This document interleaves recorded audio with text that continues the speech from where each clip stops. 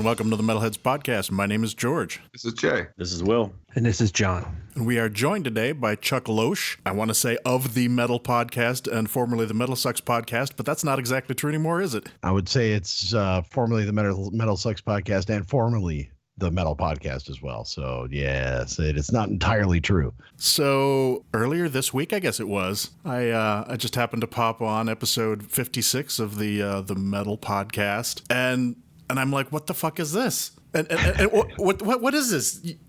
And so, apparently, you guys are calling it quits. Yeah, I can't stand that guy, my co-host anymore. He's such a dick. I just had to cut him loose. He's so godless. Yeah, exactly. No. It's just time for us to call it, man. Yeah.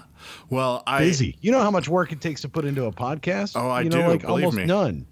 And so, it actually, you guys actually put in work on the podcast. Like you got show notes and stuff. I was going off about how impressed I was that you actually were organized with all the stuff that you talk about and things. We do none of that, and I'm still overwhelmed by all the work it takes. Wow. Oh, I feel kind of special hearing that. Yeah. Way to go. Way to build George up even more. Well, that's what you got to do, and then so I can slam him down later. It's okay. I'm just preparing. Sneak attack. Be ready to go. Yeah. Yeah. I was listening, and I was shocked. I was like, before I started this podcast, the inspiration for me to start this podcast was Kevin Smith and you guys. Oh, and I started off listening to Kevin Smith podcasts. I don't even know why. I think a friend of mine recommended it, and I hadn't listened to podcasts at all. And Kevin Smith is always going on about anybody can make a podcast. Grab a couple of your friends and just talk. And I was like, that's a good idea. And then somebody told me about the Metal Sucks podcast. I started listening to it as I would commute into work and back, and I loved it. And I was like, I can do this. Not that I'm saying like, these guys can do it. Anybody can do it. Well, but that's kind of, I think a lot of people took it that way too. But I was just like, I could do this. I mean, I've got recording experience, and I've certainly got, years of metal experience, and this would be fun. So for me to hear that you guys are going to stop is just like, it's kind of a blow, it's like, wow, you've been here the whole time we've been doing this and then some. So it's funny because there were so many that the people that had decided to start kind of afterwards, because I was talking to somebody else about it, and I kind of got the same sort of story, and it's I'm not inspiration, I don't want to say, oh, we're the inspiration for all these podcasts, but at the same time though, what it kind of made people realize was like, wait a minute, people will actually listen to people talking about metal, having a real conversation about heavy metal and stuff, and you can actually have a voice in it, and it's pretty cool to know, to kind of be one of the early adopters of it and to bring some reality to it. I mean, you still had the Injection guys and some of the others that were out there before us even, but there was, when we started, there was no Josta podcast, there was no, there was no Doc was a guest on our podcast before he had his podcast. Even Trunk, I don't think had a podcast at that point. He was doing the Sirius XM regular radio thing, but he hadn't actually done the podcast version of it yet. So it hadn't been elevated to that point. And I think we're at a point now where there's just so many people doing a lot of really good work out there, including yourselves. So, it's a good thing. Now we have to go and talk about dicks or something else. I don't know. And, I don't know what we're gonna. We do that a lot. Yeah. So I'm still cornering the market on that. There you go.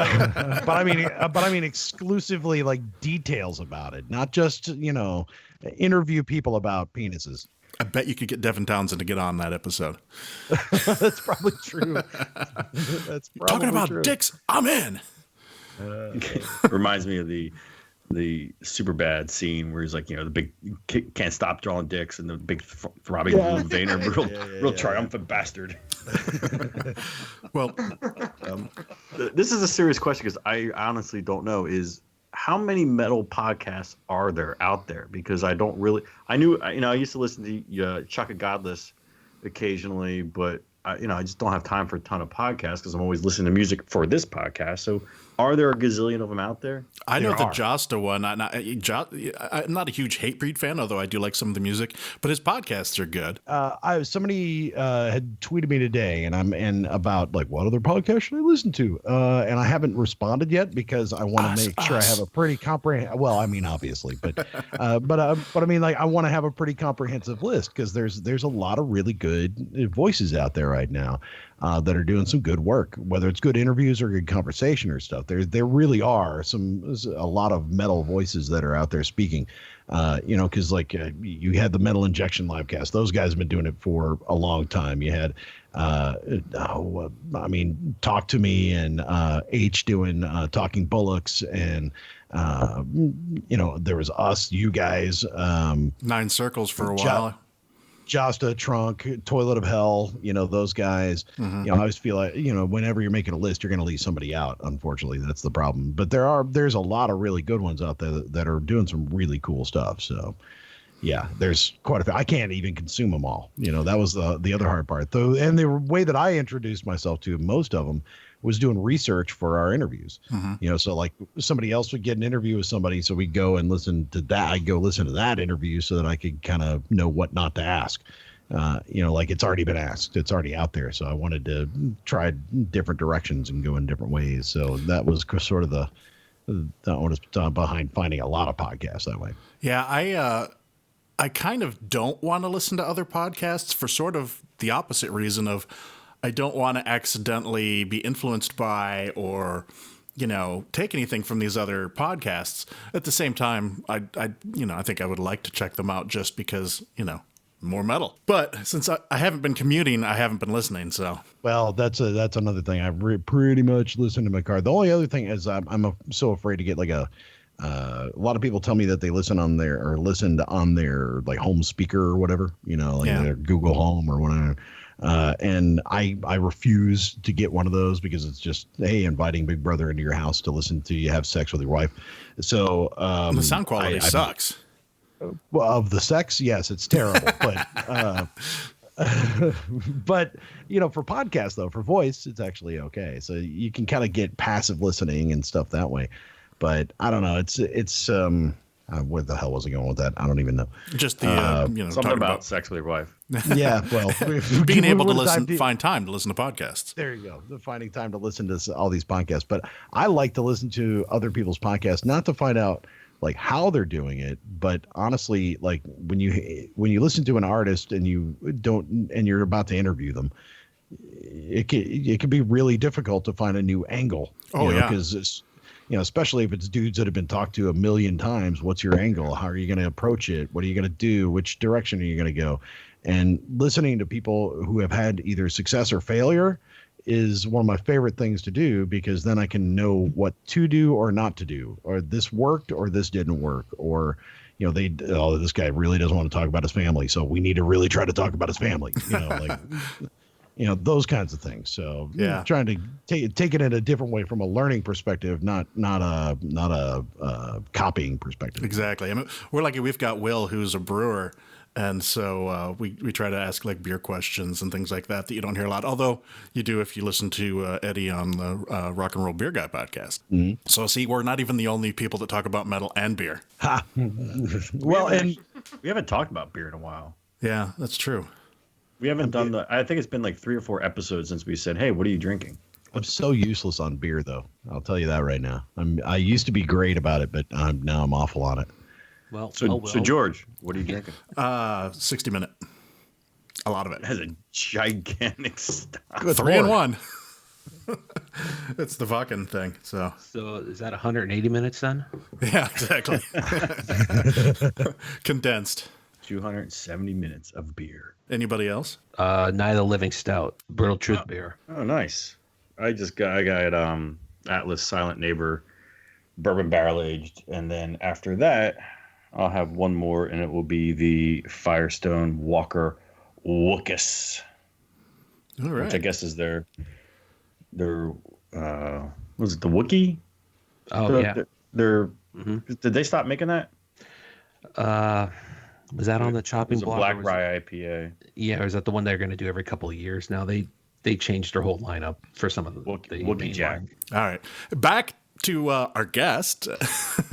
Oh, yeah. So I know I'm you talked drinking about pure it. leaf tea right now, so that's what. Yeah, well, so is Jay. Yeah.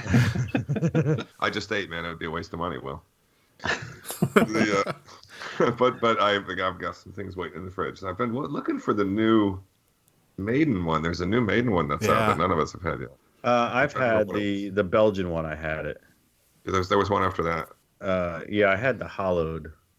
Yeah, there's one that came out after that. I can't remember what it was called. So I know you already talked about it on your final episode, but I want to ask you again, why exactly are you ending the Metal Podcast? Oh, it's one of those things, like multitude of different reasons. I mean, part of it has to do with so many other voices that are out there, but also it's a lot of work. I mean, it really is a lot of work to make a quality podcast, and it's funny because a lot of people are, oh, well, just you're hanging out talking, bullshitting or whatever, but scheduling and all that stuff.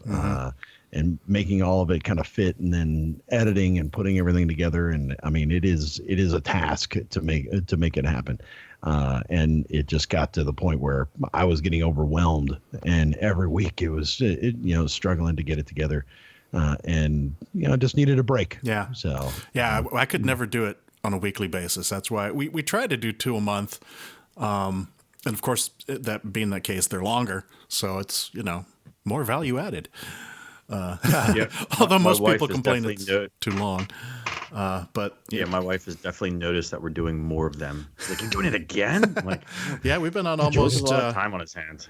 We've been almost like 2 weeks. So yeah, I mean, initially I tried to do, like, when we first started out, I did it for like 4 weeks in a row, and I was like, this. First of all, seriously, we couldn't come up. I mean, granted, you have less, so you have a shorter episode. But particularly when there's like 1, 2, 3, 4, 5 of us, or 4 of us, sometimes 5, plus a guest, the scheduling is impossible. And so if we can get it done once or twice a month, then, I consider us lucky, because, families and schedules and everything being what they are. And we kind of have to limit it to the weekend time is the only time that, because of, Jay being in California and guests being in other parts of the world. So. Well, and that's sort of been, that's kind of the tough part. The hidden stuff is that there's just so much coordination that has to go on to make something like that happen, and then to do it every single week. And we rarely missed a week. Mm-hmm. In the 1.5 or 1 in 3 months that we did on the Metal Podcast, the 3 years we did on Metal Sucks, we pretty much did a weekly. And didn't miss them. Mm-hmm. Maybe a vacation here and there, maybe a week off for the metal cruise or something like that. But I mean, I'm a stickler for a deadline. If that's when it's supposed to be, that's when it's supposed to be, and that's when it's always hits. So I mean, I push myself to make sure that I hit the deadlines, and that's that's part of that weirdness that you get that I got on it about it too. So. And neither one of us, obviously it's a crime of passion, if you will. It wasn't anything we were doing that garnered a whole lot. Our Patreon supporters and things like that were great and awesome, and were able to keep us going as far as paying for some of the back end stuff. But it was like just enough for a couple of beers here and there, but we all, I've got a 50-hour-a-week job that I work on top of it, plus another radio show and everything else that goes in there too. And it's just trying to keep it all straight, Yep. Wait, back up. You made money? I know. Don't just gloss over that there. Yeah, a couple of bucks. Well, we, and we that a lot of that stemmed from people that were fans as the Metal Sucks podcast, and followed us over and couldn't believe that anybody would pay for our bullshit. It's like, how's that? Was that real? And yeah, it's unbelievable. But there's some people out there who really, and I mean, a lot of people were really, really sad that we decided to cut it too. So I heard from a lot of people and answered a lot of emails after last week's podcast, and it's almost made me go, well, do we make the right decision? Maybe I need to rethink my life. Yeah. Well, I mean, you guys are still friends and everything, so it could happen. Oh yeah, totally. I mean, I'm just going insane at this point in my life, but Totally. It was, everybody asks, it's not like a Me Too thing or anything like that. I'm like, no, there's nothing. It's like there's no weird shit going on. It's just. So that's why he left the country. Well, that's why he had to go. No, and that's the thing is like, there's no weird, nothing weird like that. We're still friends. He's actually one of my favorite people in the world, honestly. And I think I'm his only friend. So it's all good. It's like us and George. Yeah. These are my only friends. He's our he actually is always in in front of that microphone. That's all I do. Yeah. I did want to ask you. In fact, I've been sitting on this question for at least a year because I've talked to you a couple of times about coming on, and then Vakken happens and things happen, and I forget. I've always wanted to know how the two of you met. It was a weird coincidence. He was dude, talk about a guy that like he's an incredible person. He comes up with some of the weirdest shit you've ever heard of. If you've listened to our interviews before, you know what I'm talking about. Yeah. He comes up with some odd things every once in a while. He had decided to do a festival in Austin that was a combination. What was it? It was a combination like MMA / video game festival, and it was called the Testosterone Festival. And it was actually a pretty cool idea. It didn't work out so well, but he had come up to the radio station to do some advertising, and he started talking to one of our salespeople about Carcass or something, and he's like, well, I know nothing about what you speak of, but I do know a guy that might know something about that. So introduced me to him, and we sat there for like an hour talking about metal and just kind of going back and forth, and we became friends. I went to the festival, kind of hung out a little bit here and there, and we were like, we need to like put microphones in front of us and talk about this stuff that we are always talking about when we're together, and just kind of started from there. So it started about Carcass. Carcass. He's calling back to our last, or was it the last episode? Yeah. When people were on purpose mispronouncing names, and Carcass was one of them. Carcass. Iran Maidan or something like that. Yeah, I don't know why we did. Probably because we can't pronounce the other band names properly. But anyway, Winterfilleth. Wait, that's how it actually is pronounced. Phyleth. Yeah, well, that right. one's impossible to say no matter what you do. So this is actually a question that I usually end up asking a band, but it just occurred to me, I want to know how you got into metal. What was your, what was your gateway drug? How did you, what did you start listening to? Teen angst. I mean, it was honestly, I would say the Beastie Boys. Interesting. So License to Ill? License to Ill, Beastie Boys. Who the hell is playing that guitar? I was going to say, who's playing that solo on Is that right? No Sleep Till really, Brooklyn. That was really part of it? It's like, what is that all about? And then I discovered Kerry King. I was like, oh, that's kind of cool. And then I discovered Anthrax, and Anthrax was my first really heavy crush as far as metal is concerned. And that their early stuff. Once I got to Among the Living, it was all over. Yeah. Like that was where it was at. And then I'm the Man and some of the other stuff that they had put out, and then in high school I discovered Maiden and Metallica by that point, and it was all over. So I was like a ROTC kid, so I spent a lot of time on a bus going to competitions and shit. So I'd listen to records over and over and over and over again, just listen to cassettes and yeah, that's all it was, man. So Anthrax was probably my first jam, but really the gateway was the Beastie Boys. Right on. I have a theory about that guitar solo, which is probably the worst guitar solo in history. Oh, it's that his earphones won't work, and that they were just like just play something, and then like he was warming up, and they recorded it. He couldn't even hear just the do music. The whammy bar thing. Oh yeah, probably. I mean, it wasn't that it was good. It was the tone. Like that was the you thing. Can tell it's him. Yeah, you can totally tell. Like after you go back and you listen to Slayer, you're like, oh no, shit, that really is him. And that it was, but it was. You're right. It was like it didn't fit. It was awkward. It was weird. but that's kind of what made me go, I kind of like this, just sort of like one of my favorite things that Anthrax ever did was I'm the Man. And you want to talk about awkward and weird was that, so I don't even know if they claim that anymore as something that they, that's real, I'm so bad. I should be in detention. Exactly. I think it was, and that took a strange life of its own, but if I'm not mistaken, it was originally released as a B-side to something. And then it just I'm the took Man? off. Yeah. Well, it was that EP. Yeah. Because they did that EP and the EP had like 2 songs that were recorded live in Dallas. It was and it was on that. Okay. Yeah, it was on its own EP, and I remember like it was really hard to find, and I had found a copy of it, and I over and over and over and over and over again. Because I was so impressed. I was like, this is in Dallas, this is in Texas, they're all great. It's like right up the road, man. These guys are awesome. And then, and then getting chewed out by Joey Belladonna. It's arguably the most popular thing they ever did. In all honesty, it may well be just for sheer visibility. Yeah. Nah, the most popular thing they ever did was Bring the Noise. Oh, fair enough. Yeah, which I think was a direct response probably to the success of almost exactly, because it was the and they credit them for Limp Bizkit and everything that happened in the 90s. So the original rap rock, baby. Yeah. At the time, I thought Chuck, that are was... you in Texas? Yeah.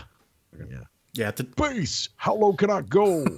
At the time, I thought that was cool because I was like, metal is badass. It can do anything, and I did end up going in a sort of a bad direction eventually. But I loved it because it was also kind of I liked that. I still do like that early hip hop and that early hip hop sound, that early rap sound. And it was, if you remember, like at that time, it was all tertiary. Like it was all this, a sidebar. Metal was Outkast. Hip hop was nothing at that point. And it was kind of this convergence of Outkast children that came together to create that stuff. And then it had this bastard that ruined fucking music. But it did spawn some cool stuff like Rage Against the Machine and some other things that came out of it that were socially aware, socially conscious, and musically interesting. But then it got kind of weird there toward the end of the 90s. But as it always does. Well, that's kind of how. Yeah. I was gonna say, do you remember a band Mordred from the late 80s? That sounds familiar. They had an album. I think it was called Fool's Game. I mean, they had several other albums, but it was heavy metal with a slight rap twist, and I thought it was the greatest thing ever. And I went back and listened to it again recently, and I was like, oh, that's so bad. So bad. How much stuff do you like when you were young? Do you go back and listen to and like, I thought this was the shit, and then you go and you're like, oh, what was it? I was just having this conversation with somebody at work that like power metal. Like if I hear power metal these days, except Dream Troll, that's a whole nother subject. Yeah. But I used to love Halloween and still do Manowar. Yeah, but like if I go into iTunes now and I hear that same style of music, I'm like, nah, skip. But is it that style of music from then, or that like what people are doing now in that style? Exactly. I just think in general, but I can go back and listen to an old school Halloween, Keeper of the Seven Keys or whatever, and Manowar, and I really enjoy it. Like I love it, but I love it because it's a place in history of my childhood. Just like if I heard something almost exactly the same as Bring the Noise or I'm the Man Now, I'd be like, what the fuck is this garbage? Exactly. But because I grew up on it, like it has a nostalgic place and I love it. Yeah. It has a time and place. Even though when I listen to it now, I cringe. There's a lot of power metal now that I can't stand. But when like Hammerfall's first album came out, I was like, yes, this is like the old days. And I loved it because I loved all the really like early 80s Metal Blade kind of stuff. I was, I'll get to this part of this later, but I was listening to, ever heard of the band Thrust? The name rings a bell. They're an early 80s band on Metal Blade, and they had a song called Posers Will Die. And being the elite thrasher of the 80s that I was like, yes, the posers will die. And I was George, believe me, if Pile Driver does a reunion tour, Pile Driver too, man. What was that song? With Metal Inquisition. I'll fly out there for that. Yeah. If you ain't a metalhead, you might as well be dead. Exactly. And I'm sitting on the couch last night, and I just happened to go, oh yeah, Thrust, and I started playing the song on my phone, and the dude's voice is so bad. It's like screeching, and like he's like, tonight's the night the posters will die, and I'm like, yeah, and my wife's like, you are a fucking idiot. That's one of those Google Home, play Thrust. Google Home, stop playing Thrust. Oh, please stop. Yeah. Quickly. I don't know. I find that, well, in power metal in particular, being an Iron Maiden fan, I can't listen to anything else. So I feel like every power metal jam that has ever been is always compared to something that Bruce Dickinson did at one point, and I'm sorry, it always fails.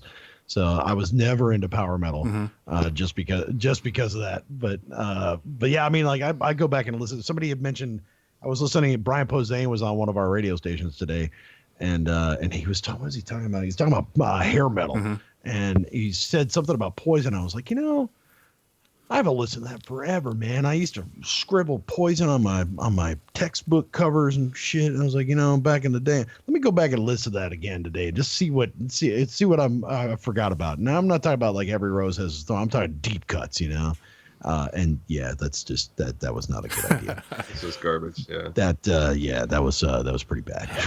I still have some nostalgic Poison on a playlist here or there. But you get to Winger and it's all good. No. Never was a fan of Winger. That's where it becomes okay for you. It's totally good. I can't wait for someone to call out Warrant for the Me Too, hashtag Me Too for she's only 7. That was Winger. Cherry Pie. Was that Winger? I was gonna say that was Winger. Yeah. Cherry Pie was. What's funny? I was thinking about Sam. I was thinking about Sam Cooke the other day. Like R&B soul singer from back in the day, and he's got a song. She's only 16. I'm like, that wouldn't fly today. Or half the Zeppelin songs. They're all the blues songs. It's like Well, there's when you sing about a kid's book, it's what are you gonna do? You're going to Mordor and talking about Gollum, and I don't know. This is hey, come on, nerdy girls. It's very, very, very weird. So you've been doing radio for longer than you've been doing podcasting, I have to assume. Oh yeah. I've been working in radio for 22 years, something like that. Yeah. And yeah, quite some time. Yeah. How'd you get into that? You and our friend TR can compete for best radio voice, that's for sure. Oh yeah, baby. All right, what's happening? How you doing? All right, everybody. Here we go. The sultry sounds of the 70s. Yeah, it is what. Oh man, I miss the old DJ days. Yeah, it's one of the things. No, it's I went to college for it actually, which is kind of messed up because nobody goes to college for it, or should. But. It was it was kind of my last resort. I went to college and had like 6 different majors at one point, and it was the last thing that I tried and discovered it was like, oh my God, I'm actually good at this. And I mean, I'm not like good, You're I'm good. decent, but I was good at editing. I was good at all the nuts and bolts of radio and all the stuff behind the scenes too, and just loved it. I just ate it up, man. So like after that, I got an internship, started where I'm working now, and I've been at the same radio station group for 20 years. Actually, like 20 years as of March, it'll be 20 years. Nice. All right. No, not really. I mean, I'm stuck. I got nowhere else to go, man. I know that feeling. What are you talking about? My podcast was going to take off, and I was going to like blow this joint, but no, it didn't work out. Yeah. Well, I warned you ahead of time about this one, but what were some of your favorite moments and what were your favorite guests that you've had on the podcast over the years? Oh, you warned me about it, but of course, what did I do? Nothing. Not actually. Yeah, I was like, oh, maybe I should think about that a little bit. Nah, I can come up with that on the fly. I'm a professional. Let me stall a little bit longer, see what I can do here. No, there were a lot of really good moments, and that's actually what's kind of crazy is that when I go back and like look and listen and think about some of the stuff that happened. I mean, the first off, like the being able to go on my first ever heavy metal cruise was a result of the podcast, being able to be a correspondent on 70,000 Tons of Metal. That shit is amazing. I've been wanting to do that. Have you guys ever been, any dudes ever done a music cruise or any of that? I mean, like, you would think, like, I hear people, like, all the detractors talk about it. It's like, oh, it's nothing but a sausage fest and blah, blah, blah, blah, blah. It's like, no. You're full of shit. It's so much fun. You wouldn't even believe it. It's the most exhausting thing you'll ever experience. But honestly, that's one of the most fun things that I've ever been able to experience in my life. And that's a result of the podcast for sure. It's funny because literally just today I was talking to somebody at work who went on the 70,000 tons, and the term sausage fest definitely came up. But every single time, that's the first thing. Anybody who's never been, that's the first thing they say. Granted, metal, I've never got laid. It's always a sausage fest. It's always a sausage. Dude, fest. you didn't have to go on a 70,000 ton cruise. Just follow Rush your whole life, and you know what a sausage fest is. Dude, I found out that when I was 15 years old. No, it's. I would say, well, if you break it down, it's actually they give you the numbers on this shit. It's like 55-45 men to women ratio on that ship. It's actually pretty good. I mean, it's actually not bad. But it's really not even about any of that. It's really about like going and seeing the bands and like I've met some really not just because I was interviewing them, because of, like, I was hanging out in the casino and hanging out with the dudes from Vital Remains talking about Satanism and shit, just weird random stuff. Hanging out with the dudes from COC just because we bumped into them on the walk in, and next thing you know, we're hanging out at 4 a.m. talking about Carl Agel and what happened to him and not being the singer of COC anymore, and just weird random stuff like that. So it's just so much fun. I mean, and all the cruises that I've been on were pretty amazing. As far as guests are concerned, there's some good, bad, ugly guests. I mean, the best of the best were probably some of my favorites were the most flattering, and the thing that made me realize that we might be doing something that was more interesting than we thought it was Chris Adler of Lamb of God, when he was on, and he actually said he was a listener of the podcast. I was like, you are shitting me right now. You are not actually a listener. That's cool. And he legit was, apparently. And I'm like, that's amazing. And then great guests like CJ from Thy Art Is Murder was amazing. The guy like Sean Reinert from Cynic when he was on, Paul Masvidal from Cynic, both those guys for completely two different reasons. Just so many different guests that were really incredible and enjoyable. We've gotten some incredible stories from people over the years, and it's good stuff. It's hard to name them all. I mean, because it's easier to name like bad moments because there were so few. There were only like one or two moments where I felt like, oh man, I'm looking at you, Rex Brown, but still. You're from his state. I know. How do I not know how to talk to a dude that used to be in Pantera? How's that possible? But he was his own thing. Every once in a while you get some rough ones, but even a lot of time the ones that were terrible we never aired, but those were so few and far between, like maybe 2 or 3. And if anything, it wasn't really that they were bad guests, it was that they didn't get what we were doing, like every once in a while, or they took it way too seriously. There were a few of those, like. And then when you get dudes like Dave Windorf, God damn it. I knew you were gonna talk about Dave Windorf. Why? I'm a Monster Magnet fanatic. I would love to have him on the show. Dude, and I think he's kind of a genius. Such an amazing personality. He was so much fun because, we just like, hey, by the way, here's the seed, and drop it in there, and he just go, Yep. and he's that's his lyrics are all work that way. And like, honest to God, I wondered if you were going to bring him up. I was biting at my lip because I was going to ask you, because I knew you guys had talked to him once. And I always think he's an amazing. In fact, I think I listened to you. I think your interview was featured on Blabbermouth or something a while back, and I hooked up to it and listened to it. Anyway, that's awesome. Talk about one that was one of those like I had really low expectations because I just had watched a few of his before that were just sort of meh. And But the problem was that, and it was one of those instances where I like went back and watched some of the interviews and listened to some of the interviews that he had done before.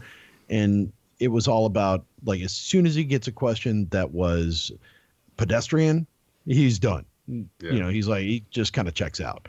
So if you can engage him and get him talking about something that he's interested in from the get-go, he's in and he's totally going for it. And that was like the key to that, was to kind of get him moving right off the bat. And once he started to engage and rip on, because I forget, he was ripping on the music industry and stuff, and he just went off. And you know, I love it when guys like that are willing to just say what's on their mind and forget that there's a microphone in front of them, forget that they're doing an interview. And that's like the whole key, to just forget that you're even doing it. And it's hard to do, especially with guys like that have been doing it for 30 years, to get them to realize, because they're schooled and ready to go all the time with the answers to everything, because they know what questions they're going to get. So that's why you got to like, throw them a curveball. And then once in a while, And then you get the guys who are brand new and they don't have a lot of interview experience, and you have to drag things out of them because they're like, yes, no, I don't know, maybe. But it's all about but what's fun about that is that, and we always looked at it like a challenge, right? It's all about trying to find the thing. Mm-hmm. Everybody's got a thing. Like you've got a thing, like every one of you's got a thing, whether it's beer, whether it's Rush, whether, everybody's got a thing, it's going to be one of those things that sets you off and gets you going. And once you find that thing with anybody, you can talk about anything. Yeah. So if you can't, and unless they're really shallow, where they have no depth whatsoever and they're just there, you're going to get something kind of interesting out of them, because it's all about like finding the thing that sets them off and gets them going. Like another one was that I was sort of low expectations, but why am I drawing a blank on the band? It's Alan Averill. Not of Primordial, or the other one. Yeah, no, yes, and like I did not know, I had no idea what to expect. Because guy that sort of had interviews about him, or stuff around him, but not really no details. Mm-hmm. So being able to kind of break into somebody like that and get some fun, interesting stories out of a guy like that is always fun, man. Like it's a fun, like, psychological experiment. Was he really intense when you were talking with him? Well, he was at first, and then he loosened up, which was what was really interesting. It was like, once we got to talking about like more ethereal sort of things, not more, I don't want to say it, that's the wrong word, but abstract. More abstract stuff. Once we got to that, he engaged a lot more, because he's like a professor, right? He's not philosophy, but he's got mega degrees, and he's a really smart dude. So like, you engage him on something other than the shit he's always talking about, he kind of started to go down a wormhole that was unexpected, and I love that. That's a great feeling when that actually starts to happen. I was next to him at Prague Power when they played there, I think in 2011 or 12, and he was at the bar, and I was standing next to him getting a drink, and somebody was talking to him, and he could tell he wasn't interested. He just had this look on his face like he was just going to tear this dude apart. And I was laughing because I was like, I think he just wants to get a beer. Why don't you just leave him alone? Yeah. I mean, his stage presence, he's beyond intense, with his performance, which I absolutely love seeing them play live.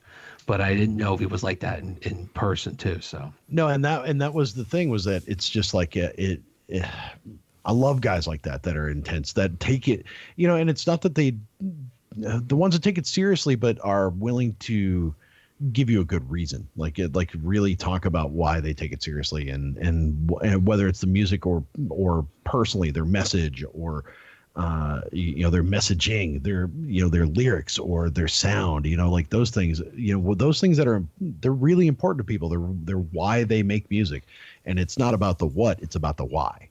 And it's always about the why. And, when it's about the what, that's when I kind of tune out. It's like, I don't really care what kind of guitar you play and what pedal you play through. You know, it's like I want to know why you were so angry when you did this, you know, and what really pissed you off about it, you know. So I love stuff like that. We're learning here. Yeah, you know, it's just so No, much fun. we're not. No. We're not picking any of this up. But you know, I mean, you guys know, because I mean, if you listen to stuff, you know what you like to hear people talk about, right? Yeah, You know, absolutely. and that's ultimately what you're going for. You know, that's what we always went for. It was like, I want to make something that I want to listen to. You know, even though I hate listening to my own voice. But I hear that a lot from people that we have on here. Like even They just hate their own voice. like I won't say who it was, but I was talking to somebody that was on here a couple episodes ago, and they were like a little anxious about hearing the podcast when it went up because they didn't want to hear their voices, and I was like, you get used to it. Okay. yeah, after a while you do. Yeah. I don't hear the It two takes different time. versions anymore. You know, when I first started doing it, you go, oh my gosh, Yeah. do I sound like that? And then after a while, Yeah, you do. I do. Actually, you do. Especially there was a great Simpsons one time where Homer had somebody put something in Homer's face. It was like a little children's device that would record you, and he goes, and he turns it on and completely hams it up, and he's like, hey, this is a Homer Jason. You know, he's like completely not sounding like it. And then he listens to it later, and he's like, did I sound like that? You know what I mean? It was like not at all. Chuck, you're slowly, as I watch you talk, Chuck, you're slowly transforming in my mind to James Hetfield. You've got a little James Hetfield going on. You got the right glasses and the mustache. I trimmed my beard is what I did. I used to have the big bushy beard, and I fucked it up, and I screwed up my sideburns and wound up cutting part of my beard off. But it was also like an investigation to see how many chins I had under here, because I lost a bunch of weight. So I was like, well, let's see if there's still 4 chins underneath here. And I'm like, oh wow, there's only 2. It's incredible. It's a Christmas miracle. Honestly, it is. It's sort of crazy, but I have to stop this for 1 second. While we're talking, we can all see each other, and obviously people who listen can't. But I'm literally holding back as hard as I can not to laugh. I'm looking at Will, and all I see is just this little outline of Darth Vader's mask right by his elbow. And it's just his head's popping up, and I just want to burst out laughing the whole time. Especially since he was at slightly an odd angle, just a little bit, you know. Like. that's the bad angel back there is what that is. Well, it's kind of like you got Darth Vader on your shoulder there a little bit. Actually, I got a new toy to share. I got to grab it. I'll say, if you look over here, that's a Wookiee up there on mine right there. That would be Chewbacca. We all have our things, which is really funny. And my Legos back here, you know. In the new toy department, I found this in a record store. Shut up. Oh, nice. Are you serious? Isn't that cool? Nice. It's an action figure. It's the They Misfits, have it in black and red. The Oh Fiend. wow. Is that new, or is it is it like I got it in Amoeba. It was on the shelf. I'm assuming it was new. Yeah. I could pick some up for you boys if you guys are wanting one. That's pretty awesome. It is. Nice. Yeah. Actually, Jay, the other day, speaking of this, I tried to find a Nurgle bobblehead, and you can't get them anywhere. It's like, was it a super limited run or something? It's actually not a bobblehead in all point of fact. You can only get it from their web store, and it sold out. But they actually just started taking orders again. But it's like $100, dude. That thing was not cheap. Oh, yeah. Well, I like Actually- Behemoth, but not that much. Will, I just you got- ordered the super deluxe version of the new. Well, when we get to new releases, I'll. Hey, Will, you actually you need to fly to Poland and get a haircut in Poland, and you get that as a kind of a prize door thing when you leave. That's that Chuck doesn't. I actually went and got my hair cut at Nurgle's barbershop, and so it's Nice. Yeah. You might get some beer when you're there too. And that's pretty Yeah, cool. if you can manage to get a cell phone video of Nurgle telling them to give you beer. Yeah. So I met them, and he literally told the staff there to give me beer and a free haircut and everything. It was awesome, man. He's a nice dude, man. He's intense, but he's a really nice guy. And a lot of people say that exact same thing. So, have you interviewed him? Yeah. He was one of the few that we back when Godless actually still lived in Austin, we did in person. So we were able to do it like backstage the entire time. I forgot who was sound checking on stage. I think it was Cradle of Filth or somebody like that. And yeah, it was. He's an intense guy, man. I think I remember that. But really friendly. like a really friendly dude, and it seemed really relaxed, which was, unexpected. Yeah. Well, I only had the good fortune to meet him through like one of the meet and greets, but they were unbelievably accommodating and pleasant. And they were like, we're going to stay here and take as many pictures and sign as many things. You can ask as many questions, like when you're done, you go. We're not going to kick you out. It was pretty awesome. It's like when I met Kevin Smith, so not metal, but I went to whatever. That's metal, dude. I mean, he's got King Diamond in one of his movies. Come on, but they did a meet and greet, and instead of like, here's a table, everybody lines up, and you walk through, they had everybody sitting out in the theater waiting, and Jay Muse's wife would come out and grab you one by one and take you backstage, and you just sit there for like 10 minutes just bullshitting with them and talking and taking pictures and asking them questions and getting hugs, and it was like hitting his bong and everything has been great. Yeah, and he's always like, "Don't meet your heroes," and I'm like, dude, he was the coolest of any celebrity type I've ever met. But for him, like that actually means something, like that's why he does that, is because he knows that how bad that experience is. I mean, that's one of the worst fucking things is when you meet. I'm so scared to meet my heroes. Some of my heroes, like, so afraid. It's the same reason why I've never interviewed Greg Graffin, because I'm such a huge Bad Religion fan. It's not even funny, and I'm so afraid to be disappointed and shocked that I won't do it. I just won't do it. I've had every opportunity over my 20 years in radio, but I've never done it. And a dude like that understands that can be a life-changing experience for somebody, for the better, if he treats it with respect and treats it right. And that goes a long way to saying what kind of celebrity he is. And the best and most memorable part of that was that I was getting anxious because he was taking all this time. It was taking a long time to get through. And the metro closes at midnight, and I had taken the train in. And so when I got in there, or actually, I had... Don't tell me he gave you a ride home. Be like, oh my God. I was, I guess, visibly agitated, and Jay Muse's wife comes over and is like, is everything cool? And I was like, yeah, it's just, I'd hate to like have to leave before, I get to see him. And so she was like, hold on. She goes in and she comes back out and she's like, come with me. Takes me back there, and they're like, hey, we heard about the train thing. Wanted to make sure you got in, so, let's do this. And he was like, if you missed the last train, come back and we will take you home. Oh my God, that's awesome. He's like, we're hopping on the bus. You should have missed the last train. I know. Did you miss the train? He was like, our bus is heading that way anyway. We will drop you off. George, you should have just gotten the back of the line again. Yeah, no kidding, man. I mean, that's. I think he was hitting on you is what was happening there. I think he was might have been. I mean, but how cool is that? That's a missed opportunity right there, man. I remember I in one of the Zeppelin biography I read one time or something like that, and there was this moment right when they were on like a top of the world, man. It was like when Zeppelin was God, and everybody was just probably lining up backstage to meet these guys, and they were at some party, and Groucho Marx was there, and they were all too scared to go over and say hi to him. They were like, no way, dude, I'm not going, you go, But he was just so godly to them, and they were so worried about fucking it up that they wouldn't go meet Groucho Marx. I mean, it just goes to show you, for every person who is like the ultimate celebrity to somebody, they also have the ultimate celebrity, Oh, yeah. Sure. Yeah. I mean, except maybe Elvis. Elvis no, was just Elvis. I bet you money that even Elvis had somebody, like whether it's Bing or somebody like that, like there's always somebody, man, that you look up to and admire and go, wow, that's so crazy. It's so much fun though when you see people.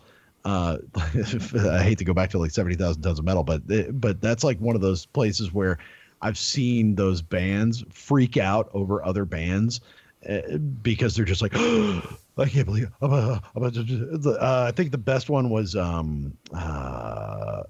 Carcass.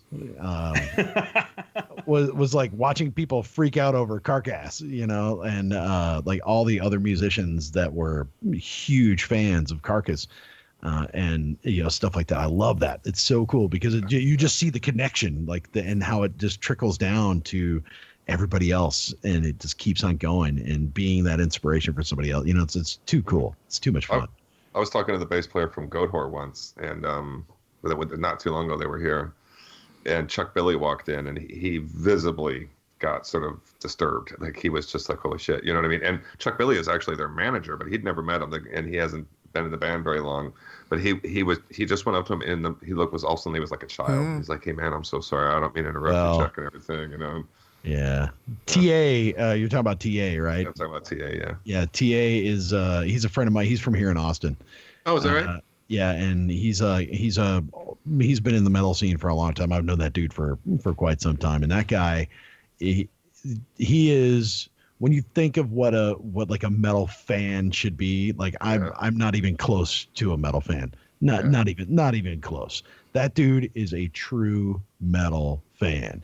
And he was such a nice guy too, man. By the way. He is one of the nicest dudes I've ever met. I mean, he really is one of the most genuine, nicest guys I've ever met. And I'm so proud of him for being with Goatwhore and doing what he's doing. Like, it's really amazing, like what he's been able to do.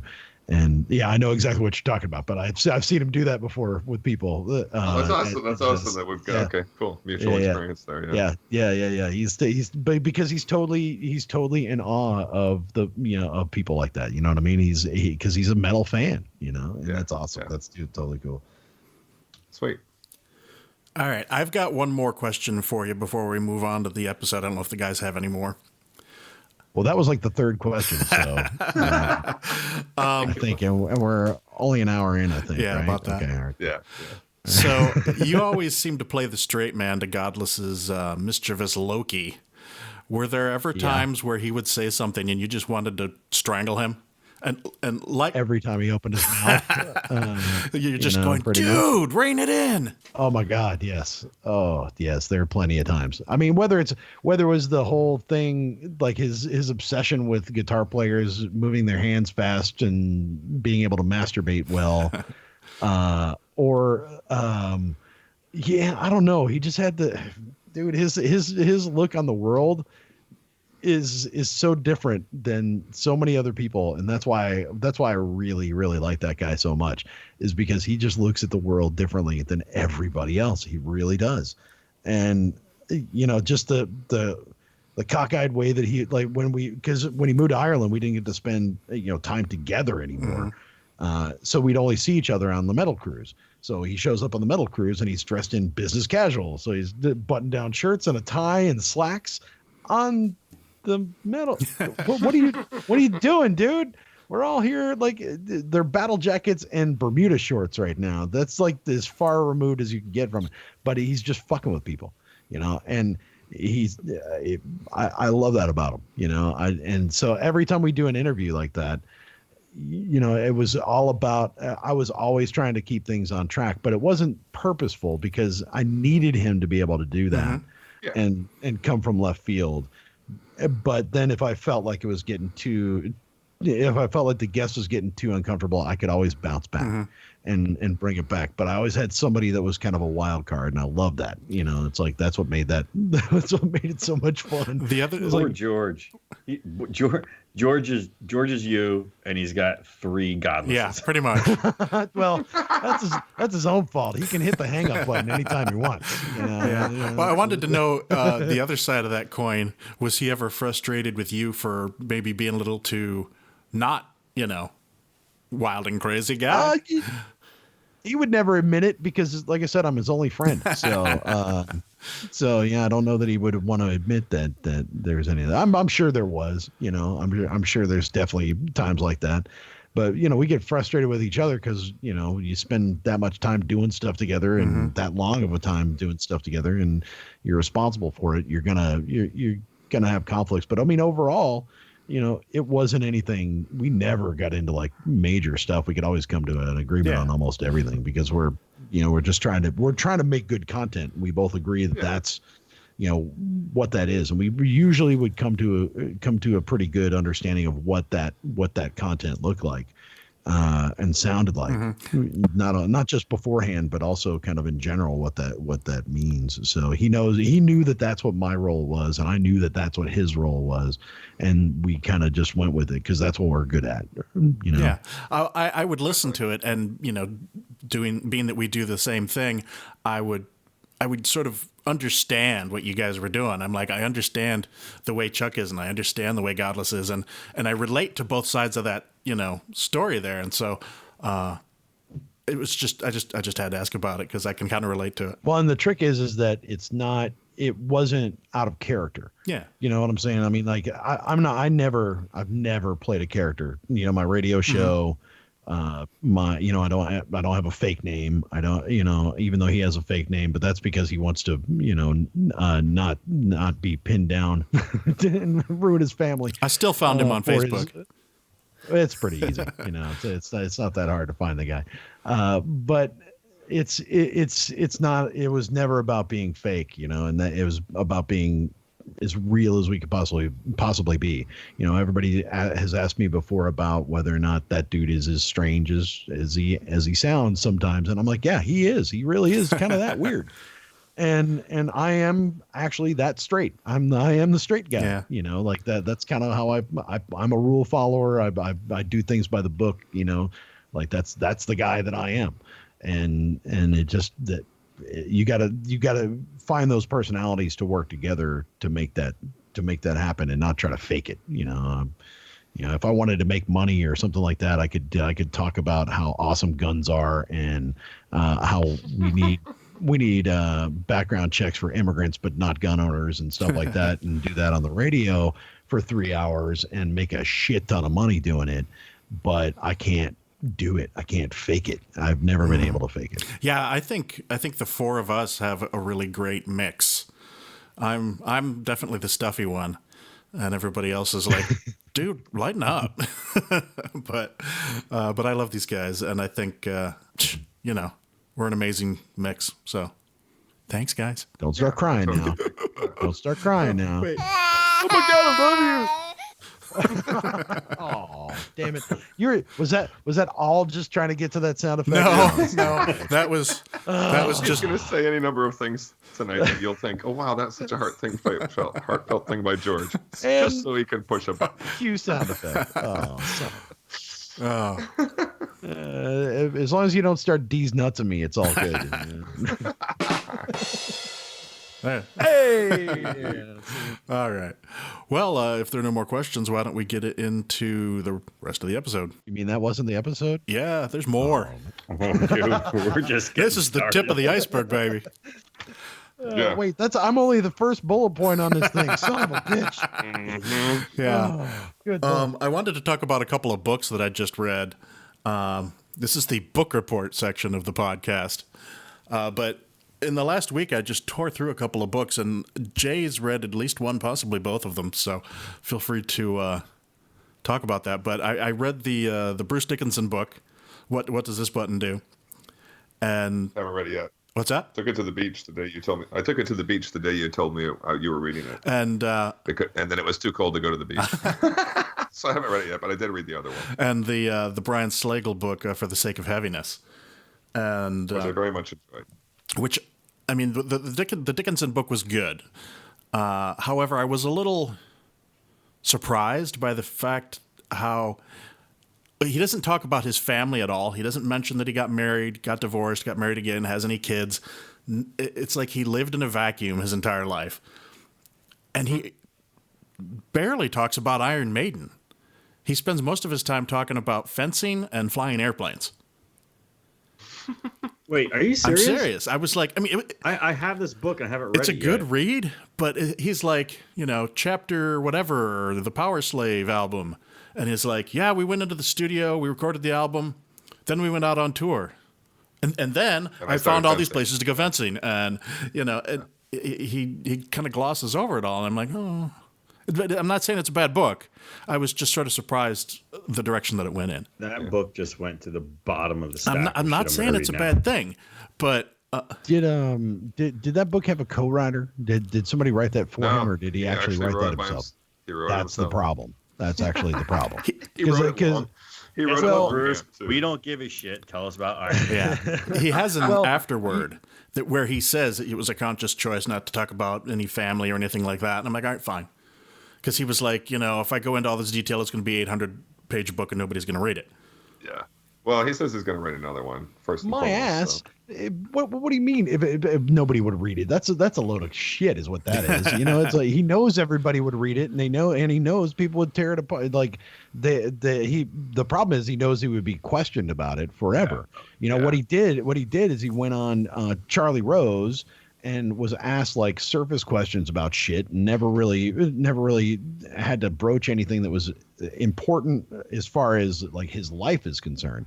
And he's a private person, so he's trying to keep it private. So why would he even bother? I mean, otherwise he'd get somebody like Joel MacGyver or somebody like that to help him write a book, that's going to be a badass actual biography that he's done, Yeah. And someday I hope that'll happen. Because Nico, I don't know if I want to know his story. How many ribs that guy could sell, but maybe Steve Harris would be kind of interested. But like, yeah, I don't know. When I saw the book and I kind of read the foreword, read the first little bit, and I was like, yeah, I think I'm good.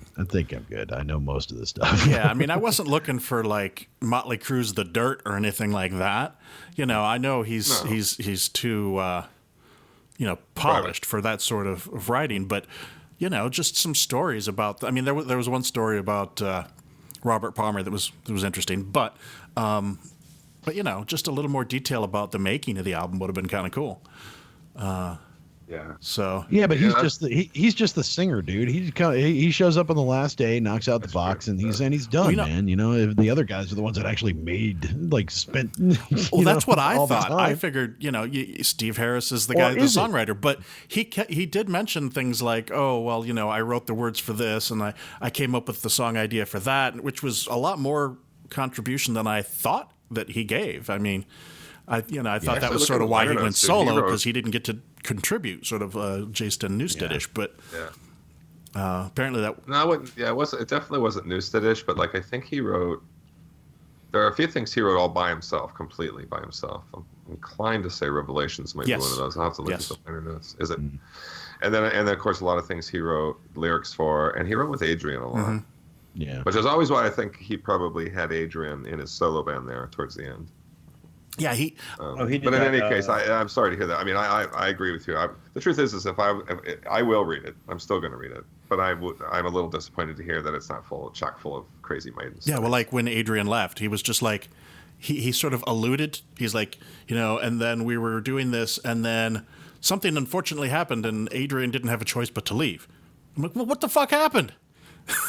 Well, but you got to remember that he went to bed early that night, dude. It's fucking Bruce Dickinson, man. The guy flies airplanes and shit, like legit flies airplanes. Man. Believe me, you read this book, you know all about that. Oh, I know, and that's what I'm talking about. It's like he's like about as good as it gets. It's like, well, what did I do? Well, I decided to exercise. Okay, well, that's not maybe actually, he's not.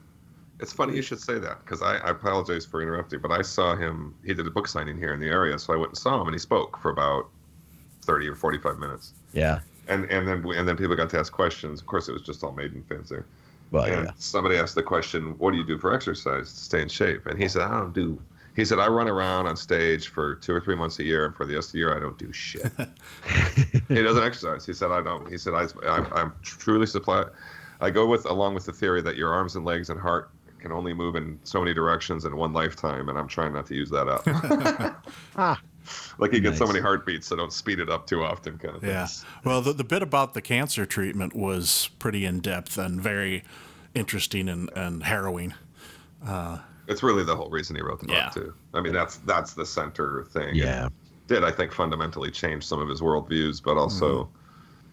Well, in any case, he says he's going to write another one. So that's good. We'll see. Well, hopefully he digs up somebody like DX Ferris or MacGyver or some like traditional like metal writer to help him him pen it a little bit to kind of craft a story out of it. He wrote it. He literally wrote it longhand on yellow legal pen. Wow. So, yeah. But you were saying, well, the Brian Slagle book. Slagle. Wow, man. I mean. The guy's, like a decade older than me, but the story that he told was so familiar. You know, he was in L.A., I was in Michigan, but, you know. No, but we lived it with them, did, sort of. and it was just, it had me definitely reaching for my music catalog and listening to Lizzie Borden and, you know, stuff like that. I was like, oh. So it was a really, really good read. I can't recommend that enough. And it's relatively short, like you said, but that's why it only took me like 2 days to read it. But those were really good 2 days. Well, if you thought you were muted, you were. And I think you were really good at playing the Lizzie Borden there. No, I was going to say, like, George is like, yeah, I was reading it. And I was really going to reach for him. I'm like, where is he going with this one? I find myself reaching for, I enjoyed it just partially because I think he has a lot of integrity. Talk about a guy who didn't do it for the money. Exactly. So, but had the good fortune to end up with some. Yeah. And also some of my most important metal experiences coincide with Metal Blade up to and including those early Slayer records and so on and so forth. And it's fun to hear the behind the scenes stuff. And he doesn't share everything, but I feel like he threw out some cool stories there. And he was pretty blunt too about, some people were kind of dicks and some people were kind of whatever. I liked this. It was not that. Go ahead. I like the story about Cannibal Corpse. I thought you said I like dicks. Hold on. Well, you're really zeroed in over there, aren't you, buddy? It's not on the soundboard somewhere. It's got Penis. Penis. Anyway, the Cannibal Corpse story was interesting. He was talking about how somebody had like a cassette demo tape or something. It was sitting on the table, and he looked at it, and it said "Skull Full of Maggots" was one of the song titles, and he just looked at the guy and said, "Send them a contract." Yeah, I was like, I haven't even heard it yet. I saw "Skull Full of Maggots." I want them. They've been on Metal Blade their entire career, haven't they? Yep. Chris Barnes too. Why hasn't somebody asked me that trivia question last time? Come on. Because what record labels have Cannibal Corpse been on? Kind of easy.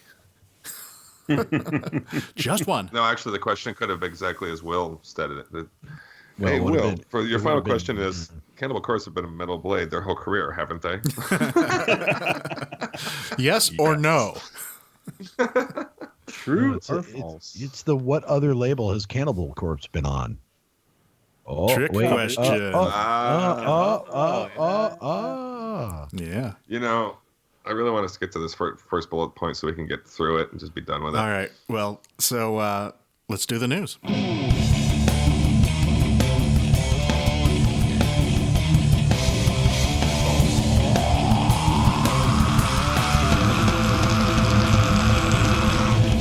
We were all kind of shocked when John, I think it was, mentioned recently that Glenn Tipton was going to be sitting out this upcoming tour and replaced by producer and guitarist Andy Sneap.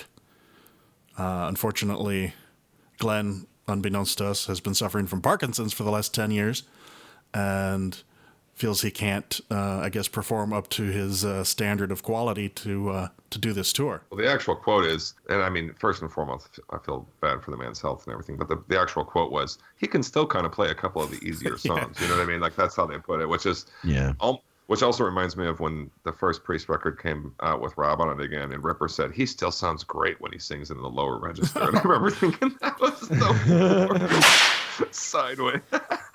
No, that stated, though, I can say this one hit me kind of hard. Yeah. I was just starting to see it. Glenn's been this quiet, steady force in the metal world for years and years and years.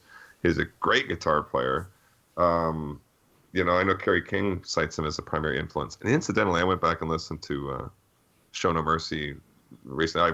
Many times have I listened to that record, I put it on. And I really realized that's just the speeded up 70s Priest album. Yeah. More than any other thrash album that you can hear the Priest influence on it. Yeah. But in any case, and that's tough, man. That's tough. Coming on the tail of Motorhead, all dying, Slayer announcing their retirement, so on and so forth, and suddenly, Glenn's out of commission. Well, I don't know if everybody else heard, but he is still going on tour, though. He is still going to be with the band, and if he feels up to coming out on stage, he said he'll come out and play a song or two if he wants to. I didn't know that. Yeah. Okay. And when he does, people are going to lose their shit. Yeah. Did you feel the same way like when KK decided that he was going to stop touring and retire as well? I mean, No, because the band we were carried big on for without them, him, so and we were like super psyched. you know, I mean, yeah, but the band's going to carry for on this without tour Glenn as because well. the tour was already in You stone. know how that goes, man. You know how this goes. Well, we've been Yeah, speculating I mean, this might be, and the KK with this might end up being the farewell tour. You know why it's different for me is because KK retired because he wanted to. Yeah. And I and think Glenn was the last Glenn- truly important member outside of Rob. Like, well, And- Ian Hill, but and I think he wants to tour, but he can't physically. So maybe that's part of it. but I would go one step further and just say they were this like, they were like, there's been a bunch of them. I was going to say they were like one of the two major guitar duos, but there's been a million of them. But the two major ones in the 80s were KK and Glenn and Dave and Adrian. Mm-hmm. And so it was bad enough when KK left, but to have the other half of that gone and have two guys that weren't even part of that there's is weird. Ian, who everybody forgets, and then Rob, and at that point, it's just sort of like the Rob solo band. No, it's Halford again. Scott Travis has been in the band I know, almost 30 but years. He doesn't. You know, and if it wasn't for him, there probably wouldn't be a band right now. So You're right. But I do agree with George. I think it's one step away from a tribute band or a solo project with Glenn gone. And we also I think we sort of said to each other it would be kind of ironic and interesting if this prompted KK to come back for a little while or to come back, you know. But which I guess I don't expect will happen. I was just terribly sad. And he's also like, think of one controversy around Glenn Tipton, like one asshole thing you heard he say or heard he said or something. Like he's not. He was just this quiet, steady, cranking it out, rip it, dude. You know. Yeah. And that's just too bad. And Parkinson's is a cruel fate. That is pretty bad, and it's it only gets worse with time. Mm-hmm. I should think so. Has anybody ever witnessed it up close? yeah, my grandmother had it. Yeah. So Does she play guitar? Sorry. not Shut not the with- fuck up. She wasn't. Thank She you. wasn't really shredding there towards the end, but she could throw out a couple of bluesy licks. But I mean, to think he was playing for 10 years with it developing, starting out, that's not so much a physical thing, but mentally that must have been just draining on him to think every year it's getting a little harder to do this. I feel so shitty about talking about how Redeemer of Souls needed to be sped up by about 30 BPM. Now you're checking all your like, oh boy, that criticism. I guess that was whoops. Yeah. Is it just me or is this a little shaky? Well, no, but I've been just saying you might have said something before you knew it was like. But I there's something that, and I don't mean to joke because I love Glenn, but I'm wondering if he's on the record. Mm-hmm. Well, there's a lot of people saying that now that he didn't even play on the record. And who knows? Yeah, who knows? And then whatever. But well, for what we've heard so far has been pretty faster. It's credited, so I mean, if nothing So were a else, lot of 70s albums too, but I mean, well, but I mean, if nothing else, it's definitely. I mean, he's at least credited on it. So I mean, right? It's got to be. He probably he could have wrote it, and not recorded it.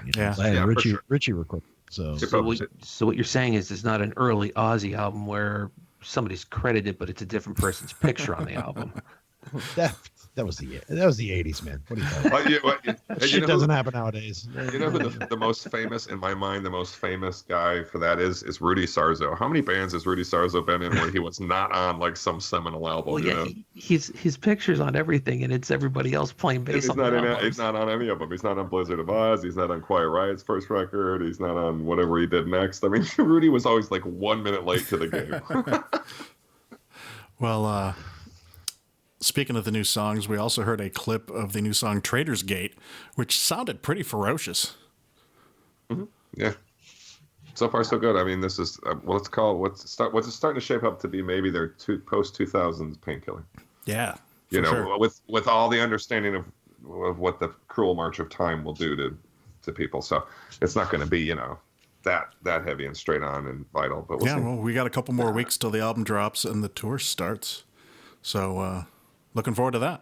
Given that they're all starting to push late 60s now, I couldn't be happier. I mean, I'll take what I can get at this point, Agreed. as long as it's not Demolition, so. Yeah. Damn. I was looking at. It's funny. I did a comparison picture of Ian Hill. It hasn't changed. No, it hasn't changed an inch. Like, go pick up your copy of Scream. Well, there's no pictures of him on Screaming for Vengeance, but just pick up something from that tour and look at him now. It's the same fucking guy. Formaldehyde. Lots of formaldehyde, man. Yeah.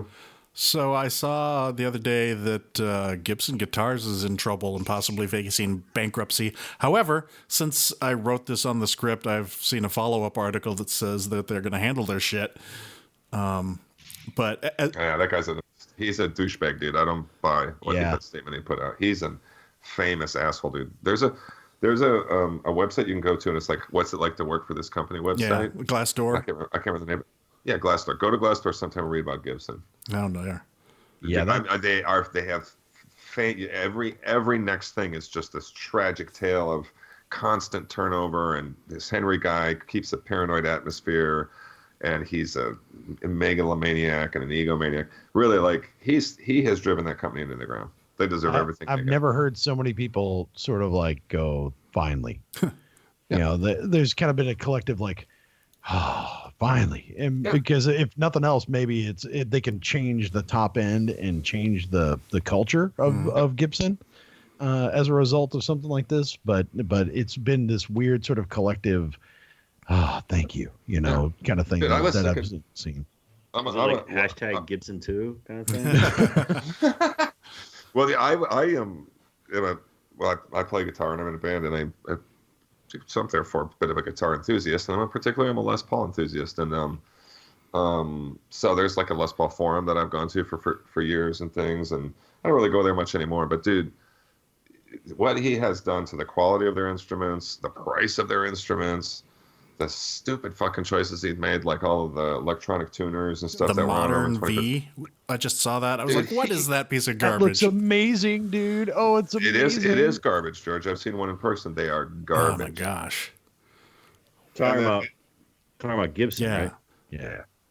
And it's a shame too, because George has a Les Paul, but his is from a good era, and I have two. Mine are both from good eras, but I wouldn't trust them now. You just can't. They're that spotty. Are you talking about Les Paul, or are you talking about the guitar? Gibson makes Les Paul. A Gibson Les Paul. It's a Les Paul model of the Gibson. Sorry. No. I'm an Ibanez guy. Ibanez. Fair enough. Well, in any case, I have to agree with Chuck wholeheartedly on this. I think the true followers of Gibson, even in just a casual sense, are like, good, because I was getting sick and tired of hearing shit about this company. Yeah, well, and like you said, the quality was going down, the price was going up, and that's unsustainable. It's just unsustainable to be able to kind of maintain that trajectory, and also because there's so many people like you that are, I want to be a fan of Gibson. I want that to be a thing. It needs to be a thing, but they can't do it in good faith because the company isn't following through with the shit that they need to follow through with. Dude, so they had to overcome my love for Ace Frehley and Jimmy Page and all these different people for me to literally be now like, no, you don't want to go buy one of those, dude. You know what I mean? Like to me, they were like, the Lone Ranger's cowboy hat. You know what I mean? It was just like, you didn't question this. These were these legendary things, and if you were lucky enough to get your hands on one, because they weren't cheap. Now I just look down on them. Well, and you also, at that, you couldn't imitate that sound. That was something in particular that it did and sounded a particular way because of the way it was built and how it was made. Yep. And that's not the case anymore. Not just because you can electrically simulate that now and make anything sound like anything, but it's also because you're not letting that instrument speak like it should be because it's not as quality as it used to be as well. So it kind of sucks. Well, I'll just say one more time, George and I, between us, we have three of them, and ours have mojo because they sort of predate his insanity. It's no Parkinson's disease, I'll tell you that. So. It has a potential of getting better, so it is something that could be a really good thing for Gibson to go bankrupt, restructure, kick out the management, and back to basics, become a boutique. It's like take it back small and become a boutique again. Which is ironic because that's kind of where they were, and then he tried to become Best Buy, and it just Yeah, That never exactly. worked. I mean, think about it. That's what happened with PRS when they started. They were boutique, and they've become huge. Maybe not as Huge. some of the other ones, but They have much less quality control issues, John. But no, but the ones that are really cost money that change hands are the ones from the first 5-10 years.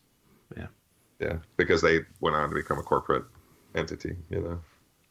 There's just no matter what you say or think, there's a difference in the quality control between 500 guitars and 50,000 guitars per year, or whatever it is that they're making. Yeah. So, and just mojo and heart and soul and whatever else you can put into a guitar when you can focus on it. But like I said, I got mine. I hate to be like that, but I wouldn't buy a new one until something changes. And you're right, George. That modern V is bullshit. That is ugly. It's awful, dude. You should pick one up sometime just to feel it. It's just you'll be like, dude, is this made in China or Is it something? like balsa wood? Yeah, and it's just like they're just crappy. There's no the sort of outfit on it is just not. Yeah. It's just cheap looking. So with all the bands that have been announcing farewell retirement tours, there's now speculation that Kiss might be next because of a trademark they tried to register called The End of the Road. First of all, it's kind of funny the things that they try to register, like Gene Simmons trying to do the Fist of Rock and The End of the Road. Nobody's ever used that before. Let's see if we can trademark that. But anyway. They also should have simultaneously trademarked The Cat's Out of the Bag. Yeah. So, I mean, it's kind of funny that they would do something like that because they've been talking about how Kiss will never end. And, they like Menudo or something, they'll just cycle in new people and they think it would be a great idea for Kiss to keep carrying on with different people, which I think is a terrible idea, but wrong. I think it's a perfect idea. Oh, whatever. That's for bowling alleys. Oh, dude. Well, so what, man? I mean, if you can make money off the franchise, so be it. I don't think they just would, knock though. it out. I don't think people would go. No, there's too much ego there for them to actually do that. To let somebody. The only one that they ever did was what, like Mini Kiss. Yeah. And that was just because they got a kick out of it. But I mean, it's time to wrap up. Hey, as a absolutely admitted fan growing up, not so much now, but at least it stops around 1979 or whatever. It's time to wrap that shit up, dude. I mean, Paul can't sing anymore, man. His voice is I don't know. I gone. saw them a couple years ago there, and they're still pretty good. I mean, yeah, Paul wasn't the greatest, but it was still an awesome show. You know what I did see was both him and Ace on their respective solo tours about 5 or 10 years ago, and they were both amazing. Paul Stanley's solo was awesome. But in any case, no love lost. Indeed. Kiss was probably one of my first ever, like, sort of quasi-rock metal bands. Yeah. I got into them when I moved into my new house. I was 4 when I moved into my new house. It was probably like age 5 or 6. I was obsessed with Kiss. Sure. Never saw them in concert. Did you get the trading cards?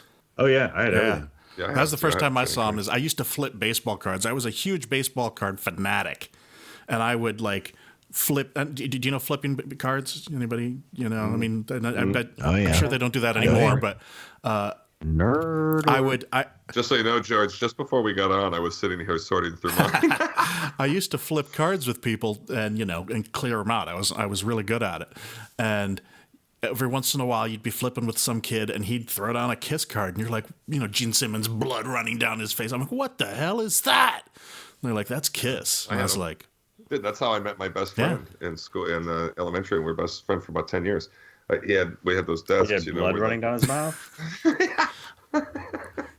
No, I was sitting behind him, and he kept looking at his desk, and it was a picture of Gene Simmons. And I was a Kiss, and I was like, dude, you got a Gene Simmons, whatever. That was it. We were famous friends for the rest of our days. That was third grade. It's funny to hear Will say nerd alert when he's got a bunch of Star Wars toys just littered all over the back behind him. Yeah, you should have said it talking like about this, Star Will. Wars toys, man. Okay, all right, leave that alone. Hey, Will, what's on the middle shelf there? It looks like some sort of weird political bust or something. This? Yeah, what the fuck is this? Oh, that's it's Boris Yeltsin. Stacking doll. Yeah, you've never seen those? Matrushka. Those are nesting awesome. dolls. I do think I actually have seen them in Russia, as a matter of fact. Yeah, well, I got this in Russia. And I was, my undergrad was, my undergrad was in, mostly focused on Russian, Soviet Union security studies, and my grad degree was mostly in Russian organized crime. So Nice. It looked like, isn't that a is it Skid Row that has a cover with Eat the Rich or something? Yeah. It looked like that Yeah. in the background for a little bit there. Or it also, I kept sort of thinking it was the Judge from The Wall. Which I think it was Warrant. You know, from Pink Floyd's The Wall. Huh? Not Skid Row. I think wait, you talking about on my bookshelf? No, John's talking about another one. What was No, that you were saying, John? I said before you took that down, Will, it looked like the cover of that guy just because the screen Which is cover small. was it? I think it was the don't know who it was. dirty, filthy, stinking rich or whatever, the Warrant cover. I didn't Oh listen. no, I have a strange no. You're strange, all right. Oh yeah, well yeah. No, I have like Rat and Roll. I don't know. It's like somebody gave me this book, and I have it on the shelf somewhere. Okay. Right. So somebody gave me a book, and it's on the Somebody bookshelf. gave me a Fact, book. everybody. It's on the shelf. I like to look at it once in a while. It has pretty pictures on the front.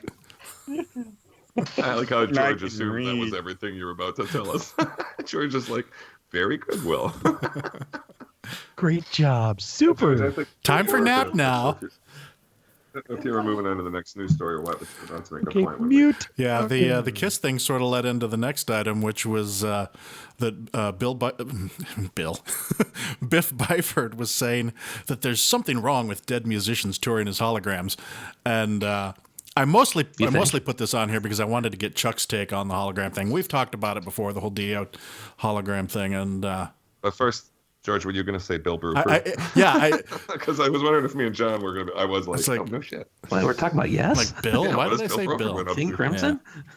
Anywho, But yeah, but I digress. And Chuck, I would be curious to hear it too. But also, let me point out one quick thing, and that is like on the Dio one, I think it's just one song. I don't care.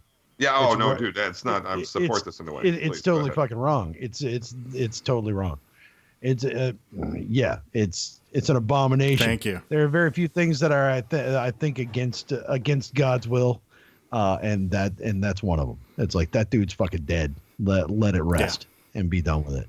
You know, there's no point. And I understand like the whole, because I know that Wendy Dio had come out and said like that it was important to help keeping his music alive and all that stuff, and I get that. And Dio disciples, I'm totally down with them going out and touring and playing Dio music and getting people to sub in for them, just like I am with even though it's Adam Lambert or whatever, but Queen doing doing stuff and touring and all that stuff. But if they had a Freddie Mercury hologram, oh my, just that'd be the end of the forget it.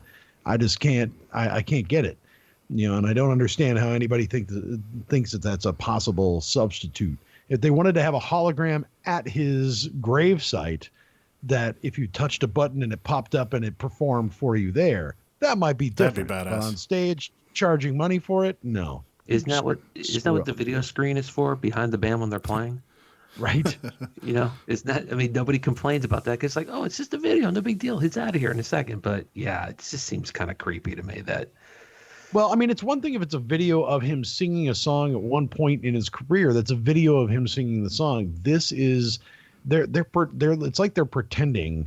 Oh no, I to- agree. You know, it's like they're pretending to make him it's awful. It's just awful. You know. yeah.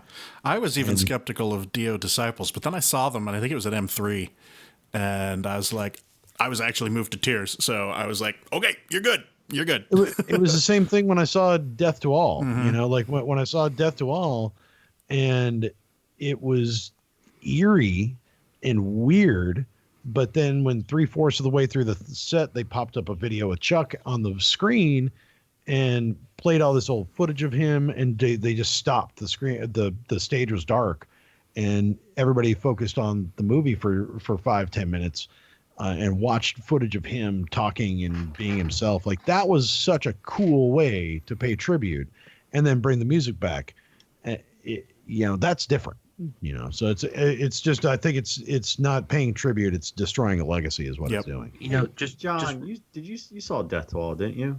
No, I didn't. But I just, not to cut you off, well, I just want to say real quick, I did see a video tribute that I thought was great. I don't know if you guys saw Ozzy when he toured with Joe Holmes back in the 90s. Joe Holmes apparently was a student of Randy Rhoads. So during Crazy Train, they brought the video up, and there's a solo where you just see Randy Rhoads playing on the neck, and they had Joe Holmes superimposed over the video, the necks right on top of each other, and he literally played note for note with Randy Rhoads. I was like, okay, that's really fucking cool. Yeah. But see that's it's so different. It's so different than trying to recreate something that, because I've seen Dio probably more times than maybe Motorhead more, but possibly the most I've ever seen anybody on stage live. I've seen Dio, and there's no way that experience can be translated to a hologram of any kind. Yeah. And that goes for any great performer. Like there's no way you could do that with Freddie Mercury. There's no way that you could convey what Lemmy did on stage.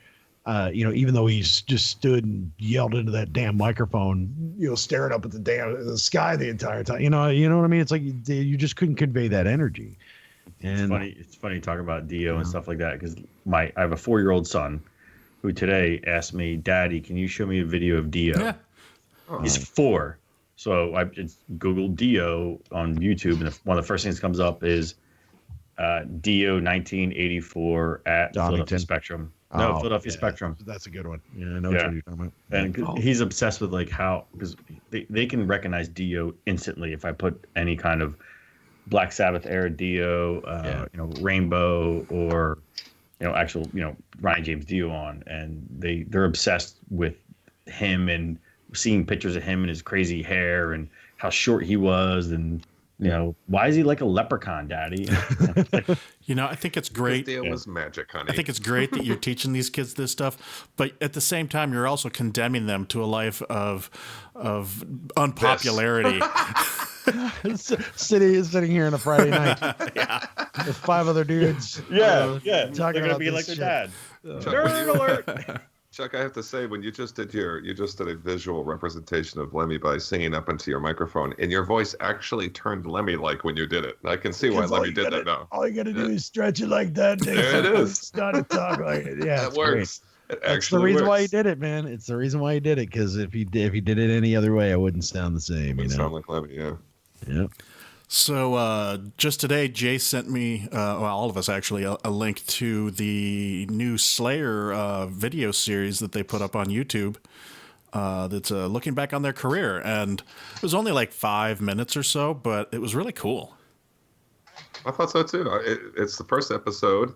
I have high hopes for this thing. That obviously put a little money to it. Had kind of nice shots, angles on it, and that kind of thing, and some very cool old photos and stuff. And it was actually relevant for Paul Bastoff and Gary Holt to make comments, because Gary knew Slayer early on, and they were able to talk about the first time they heard Slayer, because it's chronological, so they've only talked about the early days. But I think all put together, it's going to make a nice DVD extra for the kind of thing. Are they going to get Lombardo to comment on it though? I mean, well, that's a good. Yeah, he's not there now. They sort of spoke for him in some places, though.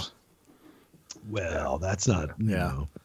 I don't know. That's kind of a weird thing in my opinion. But Tom sounded really old.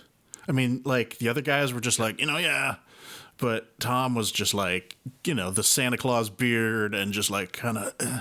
I can understand why he's maybe wanting to step down, because he looks like he's just been destroyed by metal. Have you ever seen? There's this series of videos, and I've seen a few of them, YouTube videos, where it's kids interview bands. And I saw that. This guy, I think this guy does it just so he can meet the bands, but he has his kids ask these guys questions. And they interviewed Tom Araya one time, and Tom couldn't hear the girls would ask him a question. He would he would answer the wrong question. He tells them halfway through the thing, he says, "I'm supposed to use hearing aids, and I'm not wearing them, so you really got to speak up," he says to these girls.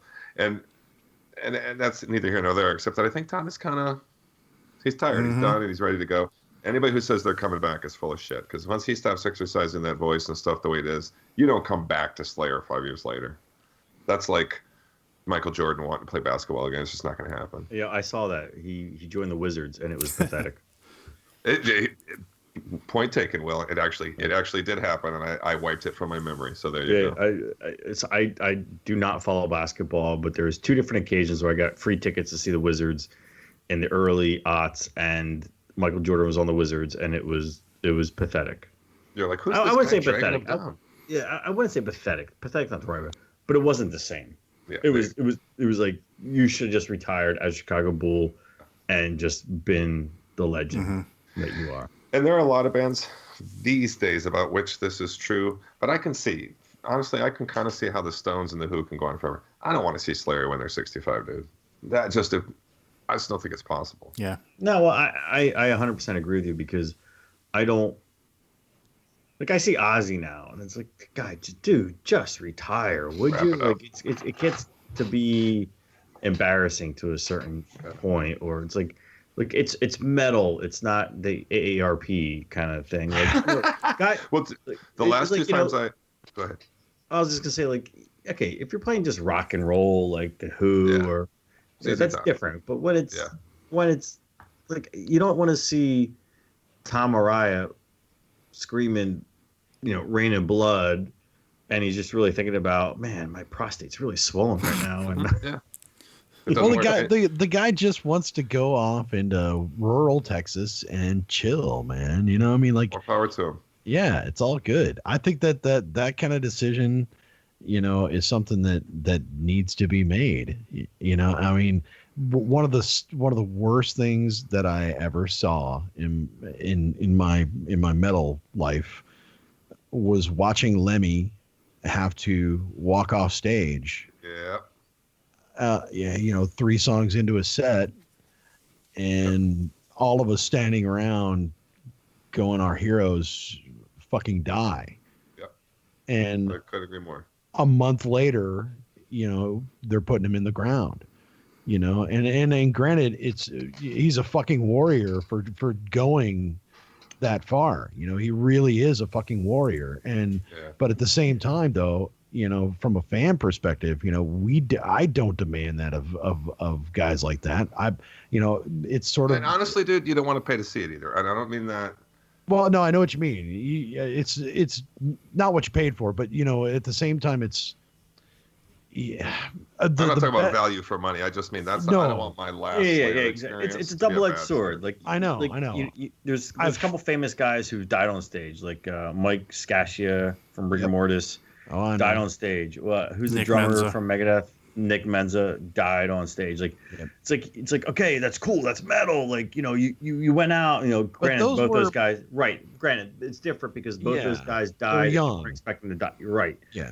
But yeah, I get what you guys are saying. It's like, yeah, keep going. That's awesome. But on the other hand, it's like, it's selfish. Take care of yourself. It's not. I think it's self. I think it's no. I don't think it's self. No. I'm saying for us to want that. Yes. Not for them to do that. For us to think that our heroes like that should do that. Fucking rock till you die. Even though that's what Lemmy said. That's what he. And he did. Yeah.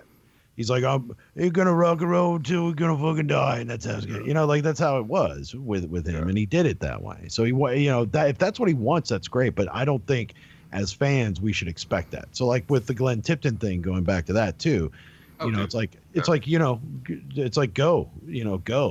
But that's how we feel, by the way. I express sadness about Glenn, but go take care of yourself, buddy. But the question with that comes up is not whether or not they should or shouldn't or whatever, but. Like, it's great. I'm glad that Slayer is retiring Slayer and not trying to make it Slayer light, and just keep the carry show, So, I mean, it's sort of the same thing with JP in that it's like, well, do we want Rob Halford to keep going with a bunch of other dudes? Because then it's just fucking fight, Yep. So that's what I was gonna say. Why are we gonna call it Judas Priest, and same thing with like Sepultura touring with just Andres instead of Max and Igor, and it's like, why do you call yourself Sepultura? Why is it that, why can't we move on? And I'm excited that Slayer's actually made that decision to call it quits. It's like Led Zeppelin. Absolutely, just like Led Zeppelin. Everybody's like, trying to get them back together. They were like Led Zeppelin, they're like, no. They would have done it when Jeff died. But that stated, The last 2 times I saw them were in the last couple of years, and they were amazing both times. So I fully Talking about expect Slayer or Zeppelin? Slayer. So I fully expect for their last tour to be just as devastating as the last times I saw them. Oh which yeah, is it's a great not way to that go out. I don't think it's that they can't do it. I think it's a matter of, I think. No, but I mean that's the way I want it to happen. Go out on top, right, man. right, Go out, exactly. You're still firing on all cylinders. Agreed. And just one other thing, I saw this wonderful meme. I was just looking for it, but I couldn't find it. But it's a picture of Tom Araya, and he's sitting on a couch. This is a very recent photo too. He's got the big gray beard and everything. He's got a big fuzzy bathrobe on, and he's holding a baby. He's got this big cheesy Tom Araya grin, and he's like wearing slippers and stuff. And down at the bottom it says, "At dawn they sleep." And the baby's asleep. It's just like, I wish I could find it. It's a wonderful. Oh, that's great. Yeah, my last my last comment about the Slayer thing is, and I'm maybe Jay and I are the biggest Slayer fans on the podcast. But I guess I just would have liked to have one more album that was just absolutely insane and then retired. It's like sort of like this, like, hey, we released an album a couple years ago. Now we're thinking about coming up with. It's sort of like, come up with one more album, just one more. Just you greedy bastard. I don't. Repentless was good. Don't get greedy, because man, it could be fucking Diablos and Musica or something. like be that like, album. no, fuck no. No, but Will's stipulation is that it'd be a good one, and I agree with Will. Yeah. It would have been nice if they would have done one more cycle, but I would also say that they I forgot what the fuck I was going to say. I think Tom was done. I think Tom was done before Repentless, honestly. Oh yeah, I did like 3 or 4 years ago. He started talking about it. Exactly. Yeah. Did But you? I will Does say everybody for have the record, tickets? I will defend Diablos and Music. Yeah, me too. I like it. Yeah, you've tried to do that before. Did everybody? Go ahead and everybody do have that. tickets? Wait till a different podcast, because I don't need to hear that. That's all good. I don't want to be part of it. Did you? Does everybody have tickets? No. I So do. we're all going. Yes, I do. I have pit tickets. It's the last one I'm getting in the pit. I won't mosh because I'm No, fucking but you want to be old. close. Yeah, but I want to be close. Yeah. Anybody who could afford it, don't worry, nobody's going to be moshing down there. Well, it's going to be tight. I'll tell you that right now. Oh, Yeah, fuck the it. people who could afford it. Yeah, good point. Okay, now I got you. Yeah, those fuckers don't mosh. I'll tell you that right now. So $300 for a GA pit ticket where we're at. So yeah, no way. Well, No, my mine how we was- do digress, but 90.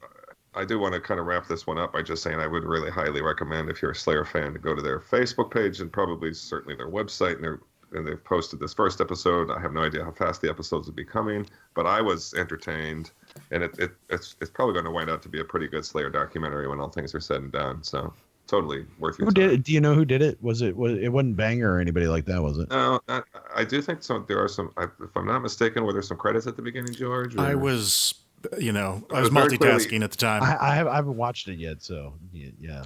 I can't remember if there was a credit roll of any sort, except to say that it's got a very pro look about it, and it's kind of tastefully done. Like they're all lit dramatically, and they're in black and white when they're yeah, interviewed, and it was nice.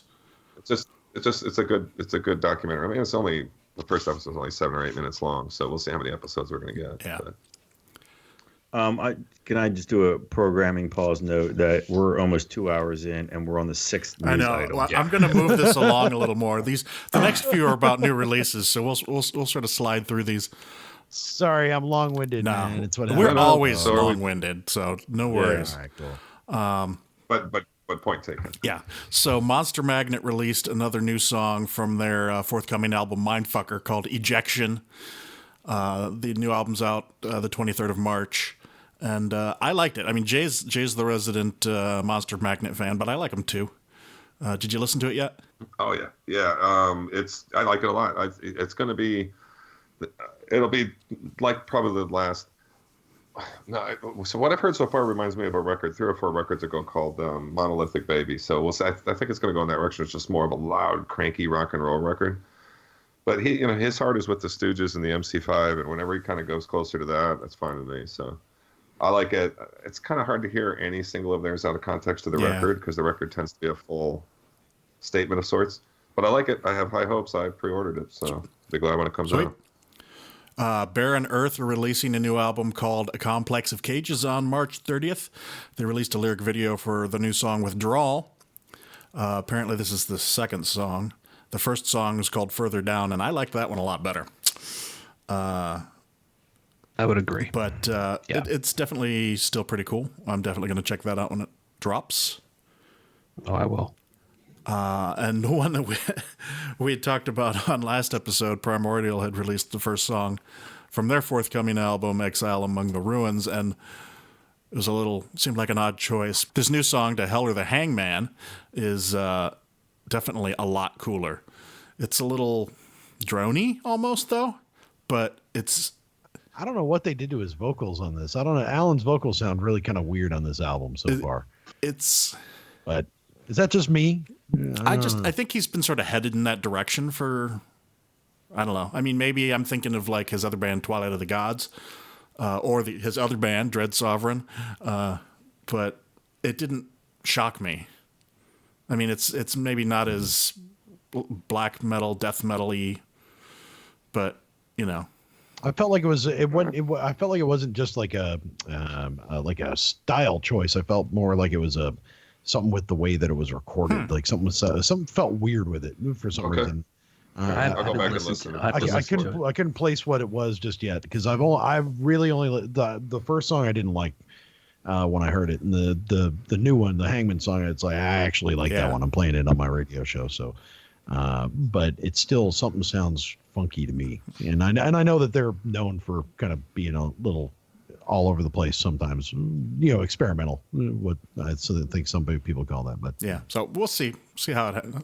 I definitely did not like the first song, but I like this one. Next, Behemoth is going to release a DVD Blu-ray set on April 13th called Messa Noir. And do you have anything to say about that, Jay? Well, it'll also be released on CD and DVD or vinyl. The audio shows will be coming out. I ordered the big, stupid, ridiculous extra package. It's got like the record, the DVD, the CDs, or I think it's the record, the DVD, T-shirt, a piece of artwork, bunch of crazy shit for like $100. But and I watched the haircut and everything. Coupon for a free haircut. Well done. But I watched. There's a trailer for it on their website, and I watched it, and it certainly seems to have a high quality of sound and visuals and stuff. So yeah, I'm excited about it. But when I pre-ordered it, it was like this comes out in 75 days. But I think it's because the vinyl pressing. I think the thing comes out a little earlier. But yeah, I'm excited. It's a lot of music. It's like 150 minutes worth of stuff. I was hoping when I saw the initial headline, I was like, oh, good, they're gonna name this album, and no. So that was the way I took it too, George. I thought it was. Yeah, because it said pre-order Messa Noir, and I was like, what? The record's coming out? But they're almost done with that record. So. Good.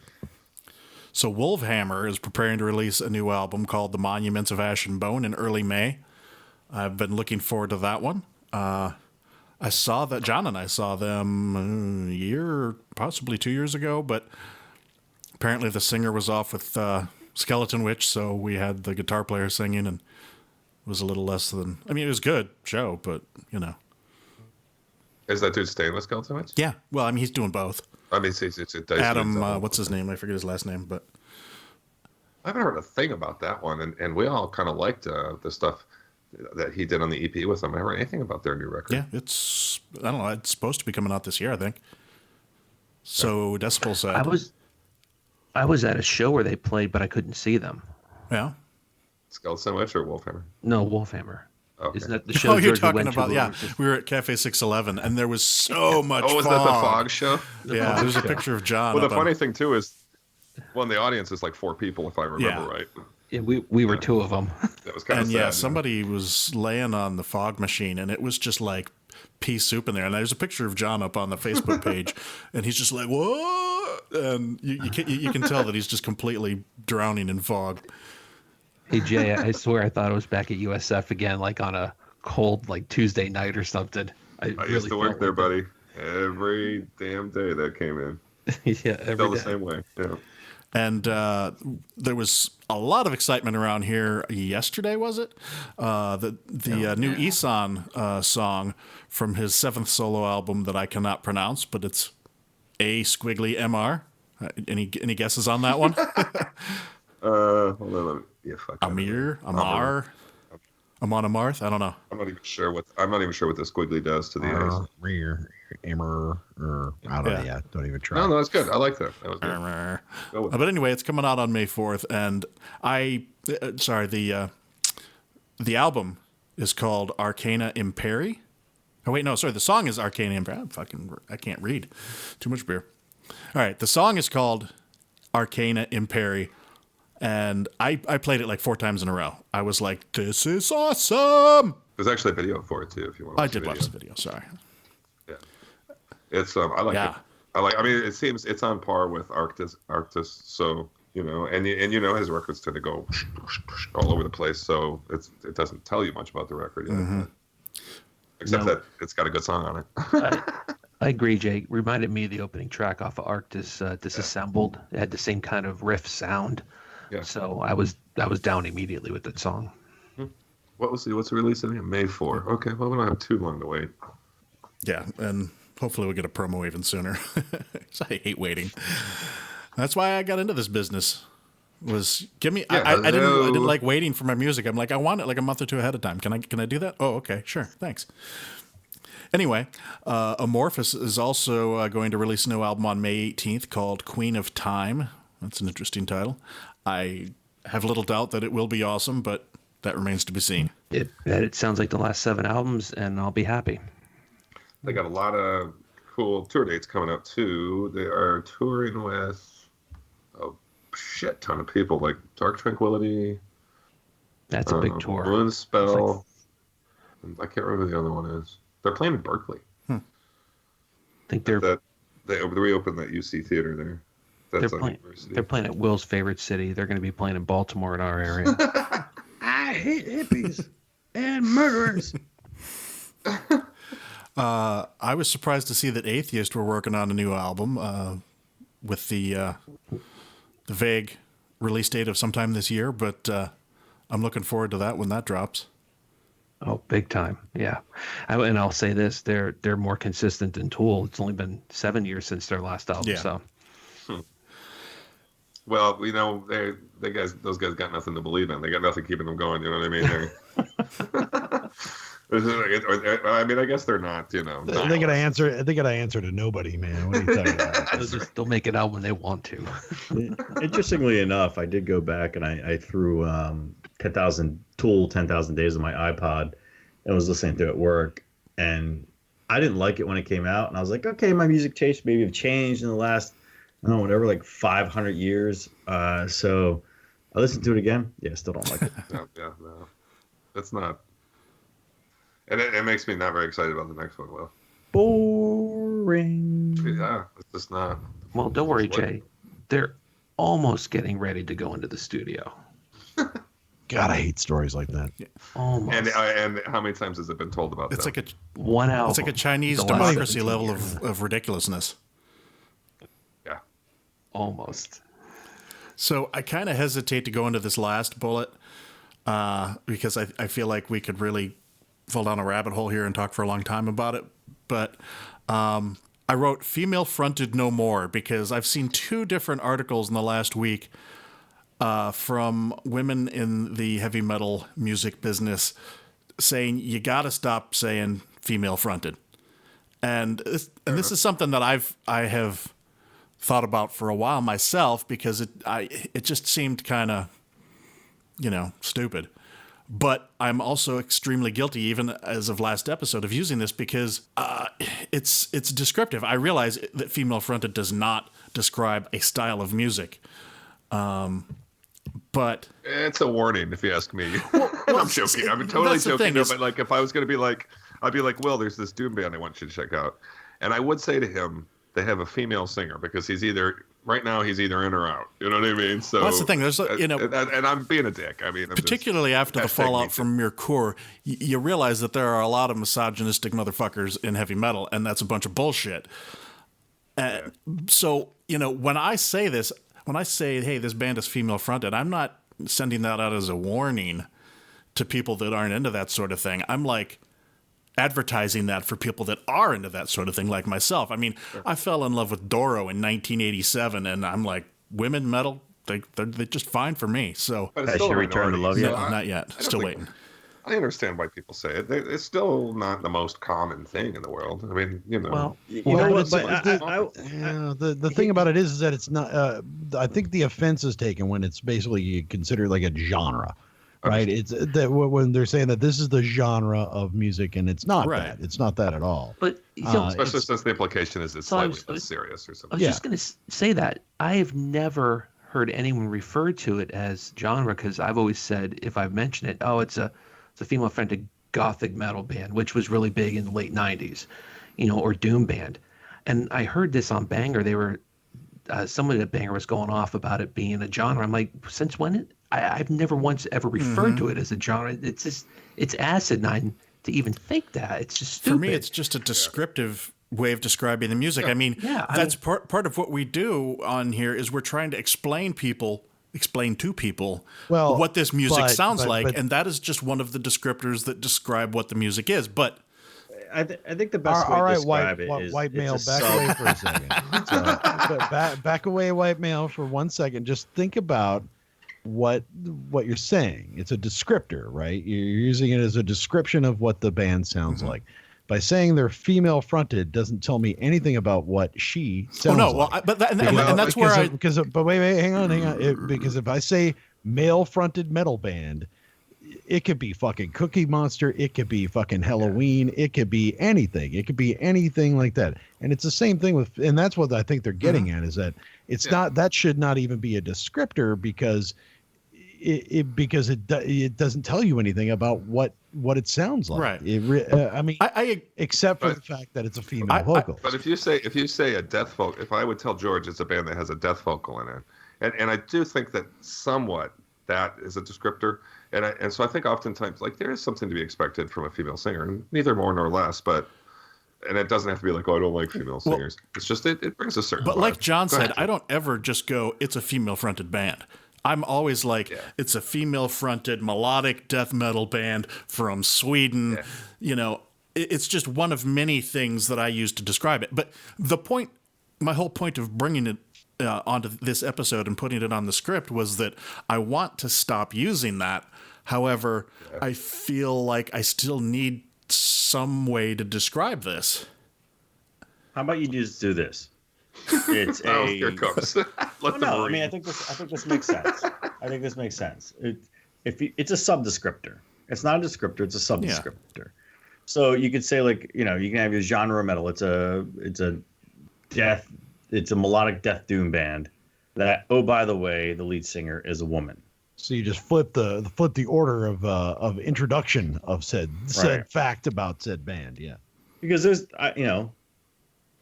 you're gonna get Kitty out. Sound effect. Yeah, Kitty sound effect.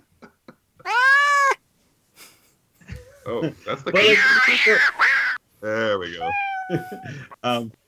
But I guess the way I look at it, like, Chuck is like, these guys are Neanderthals. We are, absolutely. And I didn't do this on purpose, but this one, it just happens to be right next to this one.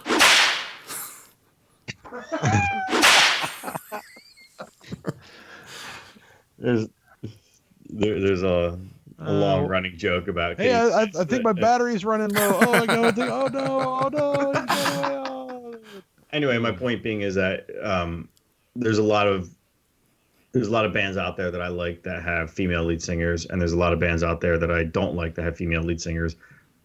On the flip side, there's a lot of bands out there that have male lead singers that I like and don't like. So to me, it's irrelevant. It's just, do you have the vocal style that I like? And that's period.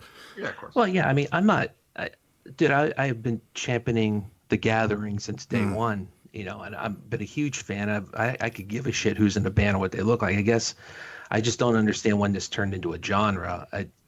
I guess my issue, I guess, with it is, if you don't want that to be that way, then some bands shouldn't market the band as the first person in the picture is always the female singer and all the guys are standing way in the background. I guess I just see it as playing both sides of the same coin. Well, just because you notice the woman first in front of everybody else doesn't mean she's out front, man. It's just the way you see it, I mean, that's the way you're looking at that picture. You go, oh, look, boobies. Oh, boy. Oh, look, no. That's what you're doing. It's booby fronted. You're just turning it into a whole thing, man. Did you not see whatever. Almost Famous? It's just, no, that's not that at all. Yeah, Almost Famous the T-shirt. That's the whole argument, I know. Remember Remember the Jeff Beebe band? Nobody wants to be called the Jeff Beebe band. Do you remember the T-shirt though? The T-shirt is they're all like they are literally in shadow, and you can they're silhouettes. Yeah, they're all silhouettes. And then they get their big break, and then Jeff Beebe's the last guy in the back of the line, and you can't even see him. That's what he complained about the whole movie. I would. Go ahead, Jay. I would just offer up one thing, and that is that it is still such a minority, truly, in the metal world. No matter how many you see out there, it's still a huge minority, comparatively speaking. And we're probably still learning how to talk about it, and that's the truth. You know what I mean? Like literally, it's not. There just aren't as many females. And that's what I read and what I was reading mostly about that. There was some accusatory stuff like that, but it really wasn't at that level at this point, because I mean, it's still. I think it's still instructional, right? You know, we're learning how to talk about that and learning what we should say about that stuff. It wasn't that long ago that, everything was gay, and that was a bad word, or, you know what I mean? It's like, you just didn't, until you realize it and you learn, you could stop. And like you're saying, George, you just got to learn to phrase it differently. And I think you're right about just kind of changing the order. You're a doom band. Okay. Well, what makes you unique as a doom band? All right, well, these guitars do this, and this does this, and the female lead singer does this, and it's part of the description, but it's not the descriptor of what the band stands for and is. And I think that's what they were kind of getting at the essence. You know what? I'll tell you what. We are never going to win or figure this argument out. I'll tell you why. You're not, because I think some bands out there are proud of the fact that they're, the lead singer is a woman, and sometimes they want that to be like the front and center, and sometimes it's like, no, that's not the whole point. And how are we to know sometimes unless you read their own descriptor? And a case in point is here in the DC area, every year they have the Valkyrie Fest. What is the Valkyrie Fest? It's an entire festival of bands that are female fronted. I liked how you turned that around there. First, you didn't. You tried to turn it around. You could have said, yeah. But I just want to know two things. The whole point is, like, you don't know, because like some bands celebrate it, some bands we're no different than anyone else. It's like, no, you're not going to be right no matter what you say. Really. But it is a metal thing. If you think about it, it's a metal thing. Like somebody said it earlier. It's a very unique thing, and it's a minority thing, so therefore we and just by saying it's female fronted or whatever, I don't see how that necessarily is. I guess some people see that as like, oh, it's a derogatory thing. It's not. It's I don't know. I guess I'll be honest. I'll say one last thing about it. I think it also plays the genre. If it's a doom band, I'm not going to mention that there's a female singing in a doom band, because there's so many doom bands that I like that have female singers. But if I said to you, hey, George or Chuck, this is a female fronted, it's a symphonic band. You may not like symphonic music, because that seems to be the genre that I don't like, because it's gotten so out of hand. To me, it's just genre based. Mm-hmm. I mean, like when I first heard Arch Enemy, I had to tell my friends, no, really, that's a woman singing, and she's absolutely just destroying the album. She's amazing. If you suggested, and I don't know if you guys like them that much, but if I suggested Royal Thunder to anybody, I wouldn't say anything about the girl. No, because it's not a real metal thing. I actually would, because she's an such a good singer, amazing player. Mm-hmm. She is a great singer. Yeah. Well, but you know what I mean? It just doesn't stand out to me somehow. But also, I want to know how to. We have to decide a way to actually type and represent this. #MeToo. We got to find a death metal way to write that. Because no matter what you do, there's somebody that's going to say, why do you have to say anything at all? You don't say, and like you said earlier, you don't say male fronted. So you shouldn't say female fronted or in any way indicate a gender. And people should just figure it out when they hear it. And I can't disagree with that. I feel like... Well, and by nature of who we are talking from a place of privilege. Mm-hmm. Compared to a lot of others. So that's kind of the point behind some of that stuff, is that, okay, and it's not supposed to be like, you're fucking evil, you need to stop saying this. It's supposed to be, I think, more educational, like I said, at this point. It's more at that point where, hey, start thinking about this because it's gonna get to that point if you keep being a shithead about it. If Rob Halford had come out earlier in his career, like before it even started, they would have been that metal band with the gay singer. Yeah. But now he's just fucking Rob Halford, and so it's true that it's fair that we let everybody get to that place, where it's just so and so. It'll take some time. Well, we're about to get in, and it's still kind of unique. We're about to get into the new releases, and it's going to be relevant here in a minute. So we'll have to see what we do here. Let's do it. Well, let's go for it. Let's just. How will he approach it? Let's see what happens here. All okay, right. New releases. This week's new releases. Here they are. Spend your hard-earned money now. First one, Apostle of Solitude, From Gold to Ash. It's the fourth album from an Indiana doom metal band, and it's kind of a traditional doom. One of the guys, formerly two of the guys from Gates of Slumber, and I had no idea this was even coming out until a couple days ago when Greg posted something about it on Facebook or Twitter, and I was like, oh, all right. But I'm digging it. Oh, so you've already heard it. Is it in the box or something? No. That's all right. I'm just curious. But you've heard it in other ones. Okay. It's on iTunes. My notes are the first couple riffs I heard. It reminds me a lot of The Sword. It's like kind of this mashup of The Sword, High on Fire, and Old Macedon. But the music is really cool. The vocals are just sort of could be a little bit better, in my opinion. Yeah. But a lot of Sword in there. I heard. Old Sword, I hope. Yeah, Old Sword. Yes, Old Sword. Like Old High on Fire. Not Old High on Fire, but Old Sword, Old Macedon, High on Fire. Kind of music. Cool. Next up is Ataraxy, Where All Hope Fades. This is their second album, and they're a Spanish death doom band, and I dig this. I know John was listening to this. Yeah, I dig it too. I like it. Okay, here we go. Here's the first one. This is a band called Insect Arc, and their album... About which there is nothing unique or interesting to say. No, wink, wink, nothing to see here. The album's called Marrow Hymns, and I believe it's their second album. It's instrumental cinematic doom. And I think there's two people. Yes, both of these ladies have been in other bands that you know of. However, I did not write them down, so you're going to have to look that one up yourself. But it's very interesting instrumental music. Like I said, it's sort of cinematic. It's doom, but it's not typical. So it sounded like shoegaze to me, not to be confused with. Not going there, John. Post black metal. Well done. Well done. So I don't know how John, that was pretty clever. I want you to do the talking if we ever get pulled over drunk. Oh, trust me, Jay, I can handle that part. No problems. Okay. Next up, we have the new Necrophobic album that just came out today, Mark of the Necrogram. This is the 8th album from a Swedish death black band. I've been following them for their last few albums, and I was anticipating this one, and I wasn't disappointed. I know Will didn't like it. No. Are you I serious? thought you said you didn't like it.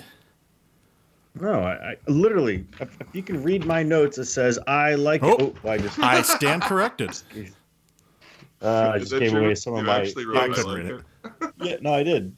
Well, this is what I'm going to do. Ready? No. I'm going to try and fold this. I believe you. So You don't you have to. can't- I believe you. Hold on. I can't, You can't see that. Wait, I'm trying to cover up the Skullcrusher questions I have. I apologize. I was wrong. I thought you said you didn't like it. It was probably something else. Yeah, probably Yeah. you.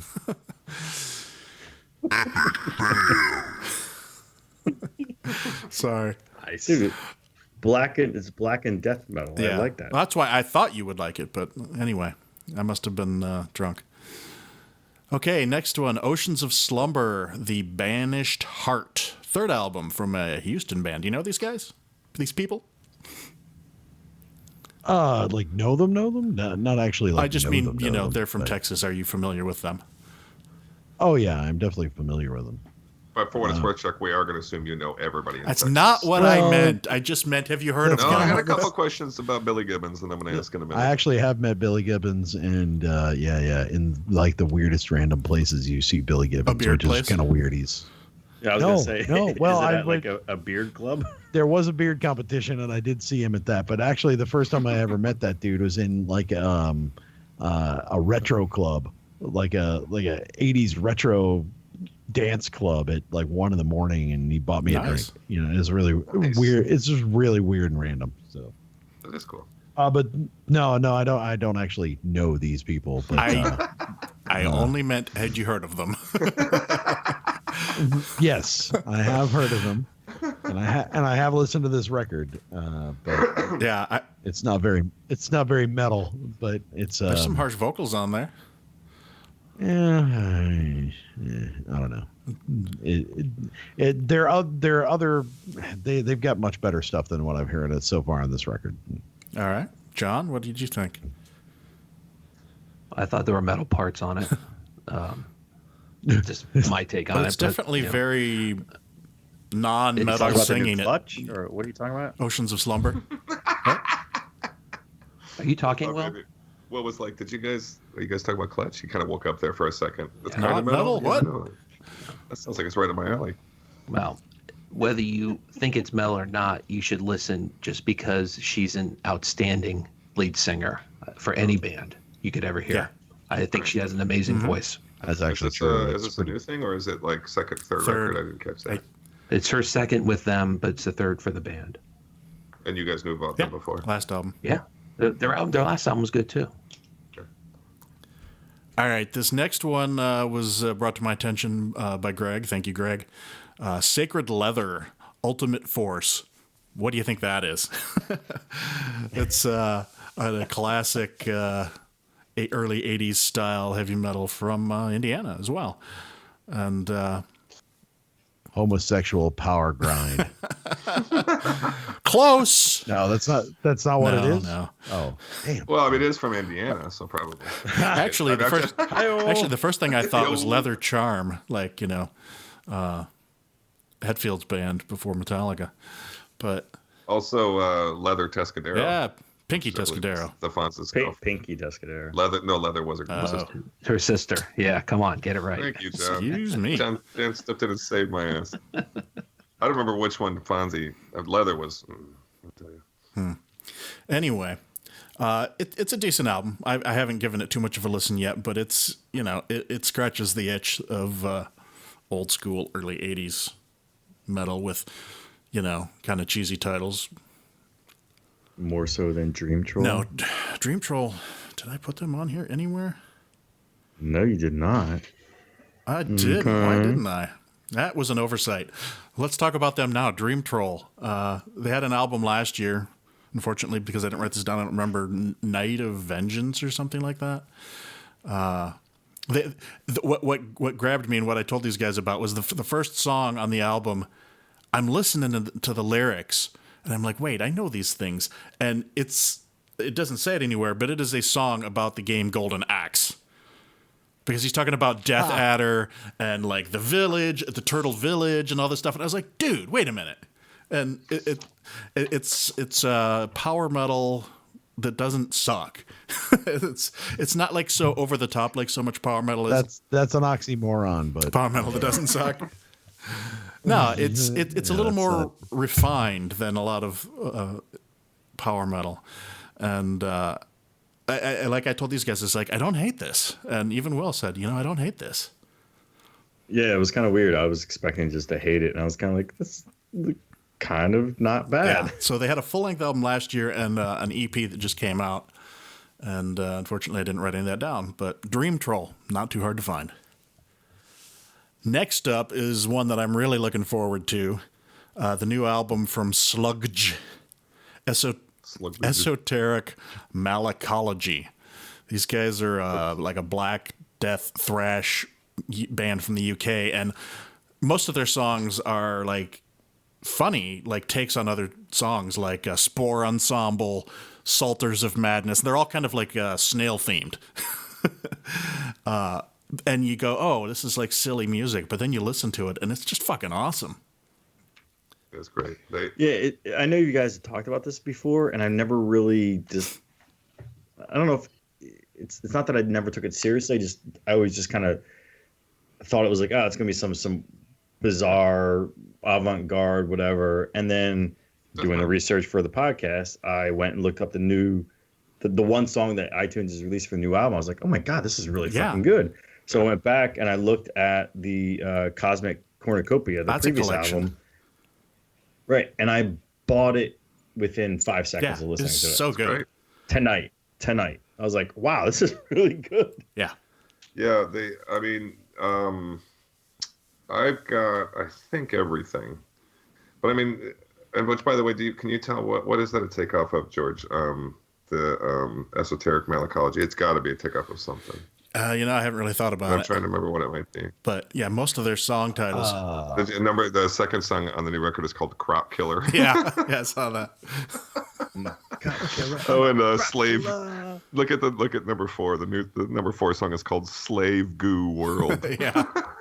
I mean, you would think they are a joke in a sort of way, but the music is rad. That's a funny thing. Like the music is unbelievable. Yeah. I'm super excited about this record. The last one was on my year-end. What was that? 15 probably. George, 15.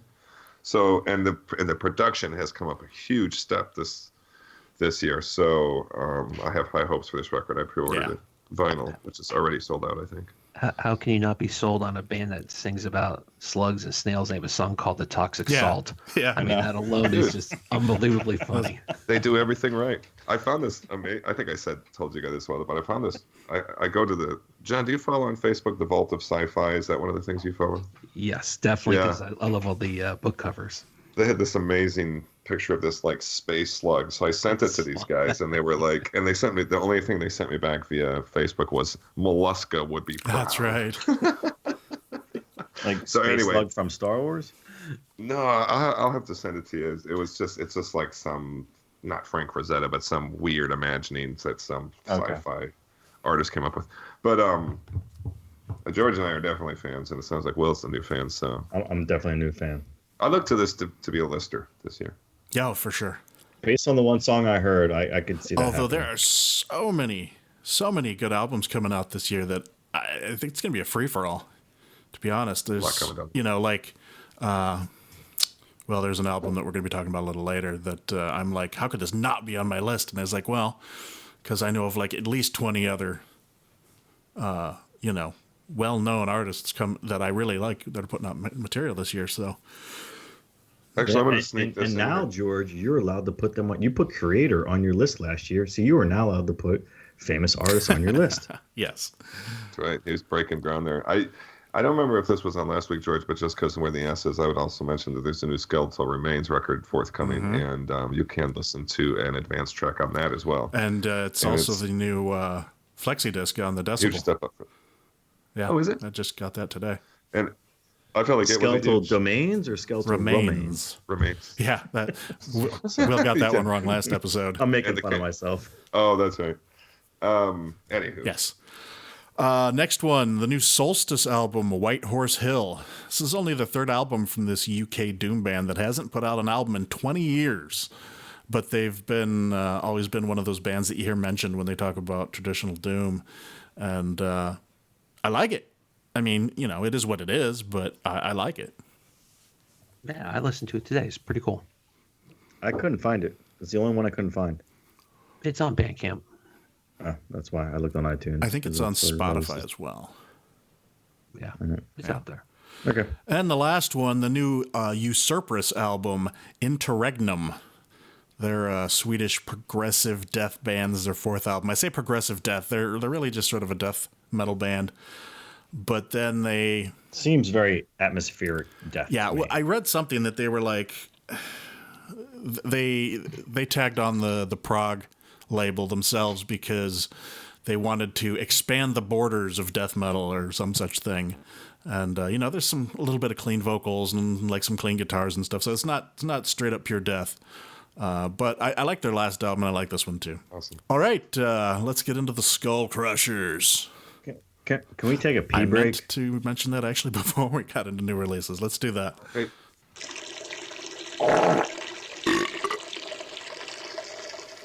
So this time on Skullcrushers, John has chosen to go up against Judas Priest. Yeah, just real quick. I'm terrible at these no more things. disclaimers, dude. John's Yeah. always like, I don't know. I don't know shit about bands, but I will always say pick this. up.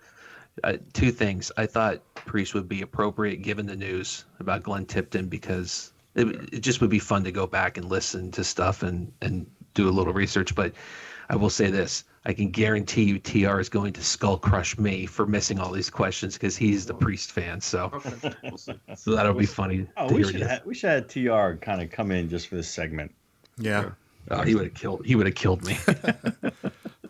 All right. Well, why don't we start with Chuck? You have a question for him? Do what now? Oh boy. Question or questions? Whatever you got. Hang on, let's see here. About Judas Priest. What was the name of Tim the Ripper Owens tribute band? Oh, Fuck. That was one of my questions. God damn it. Oh God. I'm going to just cross them out as we get through. this was me last time. Yeah. But anyway. I know this too, and I can't even think of I've it. heard it. Think album names. Yeah.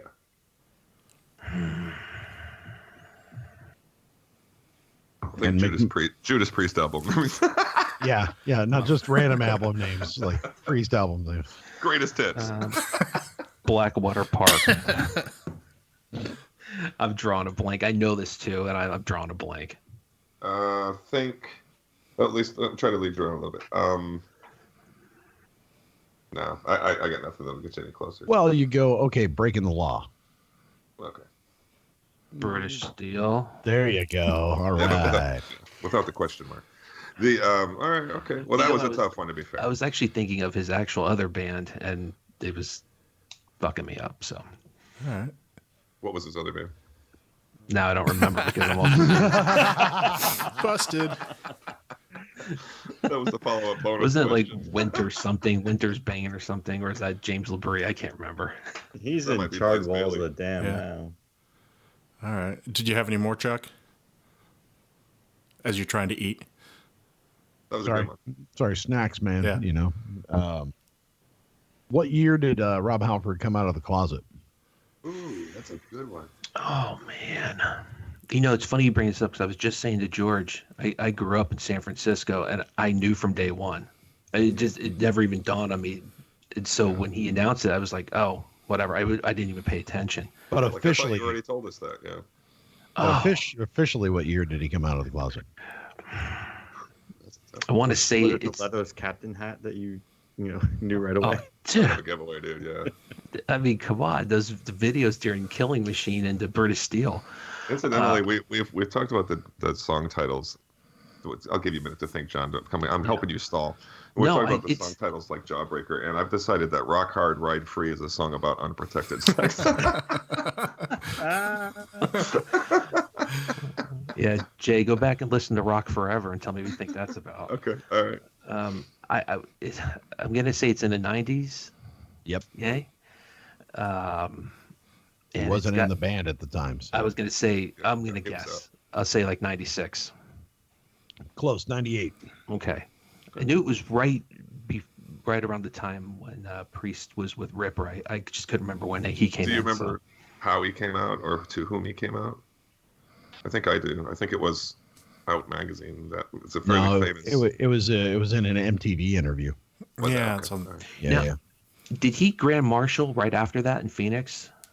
Did that happen pretty It all- quickly after that? Pretty quick, he took the mantle up and really did some sort of very visible gay community things. So it's probably not too long after that. Yeah, because he was never about publicly doing that much. Not because he was afraid to. He just didn't feel like doing it. I think from what I read, I never hear him he doesn't talk much about mention a significant other at all. By the way, it. No.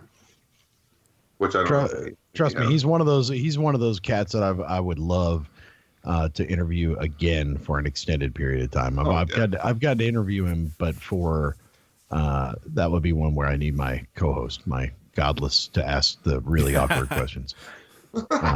Rob's the man, dude. He really is. He's a great guy to interview, and he's like the consummate professional. That's why I would love to like try to put him on his heels and start talking about homosexuality and stuff. So would we ever classify Judas Priest as a gay-fronted metal band? No. We said that earlier. No, you wouldn't. I mean, you wouldn't. In that we're past that now, man. We're past that. Yeah, the rest of us involved will come on. Cro-Magnon, motherfucker. So, name Rob Halford's side projects. The other bands. So there's Fight. Yep. Halford. Yep. He has one more though, doesn't he? With John 5. Oh, fuck, and I like John 5 too. You just said it. John 5. Oh fuck, I like John 5 too. That's the name of the band. No. How did you stumble into it like that? He really did just say it, George? You said the word. Yeah, I said Fight and Halford is only two I know. You said it again. Yep. Oh. Two. Yes, there you go. I was gonna say, do I have to say Fight and Halford again? To be fair, he said, "Oh no, he did say." Wait, this turned into a taxi episode? What does a yellow light mean? Go like hell. That's what my grandpa would tell you. All right. Any more? Let's see. And I've got like, I don't know if you thought if those were tough. What were the names of the kids that were that committed suicide because of Judas Priest? That were the base of the case against Judas Priest. I can I tell have you to say, that, though, not completely out of the realm that you might have known that, John. Yeah, I'm gonna tell you this is all I know. It was in Reno, Nevada. I just All read I it know. like yesterday, and I still the one guy, I think the one that lived, I can't even pronounce his name. Looking at it, The boy who lived. Yeah, I had to look up one of them. I could remember James Vance, but I couldn't remember what's his name? Ray Belknap, I think is his name. Is the other guy? The other kid? Maybe more relevant question though, and I honestly don't know the answer. But what was the song that made them commit suicide? Oh, it was Better than you. Well, let's ask John. you got it. That's There the Spooky Tooth song. Better than you, better by me, or better by you, better than me. Off of Stained Class. John Tractor Beam. That's good. That's better than knowing the kids' names. So that takes away one of my questions. Oh. And also, you should probably go delete that song, Will. And everybody. I mean, I'm just looking out for you guys. Subliminal messages. But Do it. That Do is it. Suicide Solution. by the way, Chuck, you mentioned that. Do you guys still remember seeing their faces sitting in the courtroom? I still I do, remember all of them. especially yeah. since it was Turbo era, and so like Rob had that really bad Rob haircut, the one where his was a little too long for what he could support. Yeah. But I do remember it. Yeah, it was. Just sitting there, just sick to their stomachs. The 80s were fucked up Yeah. for a long time. I have this book, this really great book I would recommend to all of you called Satanic Panic. And it's all about that movement in the 80s, and it's towards everything, books, movies, but there's a whole, of course, section on heavy metal, and it's just stunning. It was so Stone Age, man, this shit. It was such a weird Did you watch moment. the little Dream Deceiver thing? It was like an hour-long TV spot that was sort of documenting it. No. Yeah.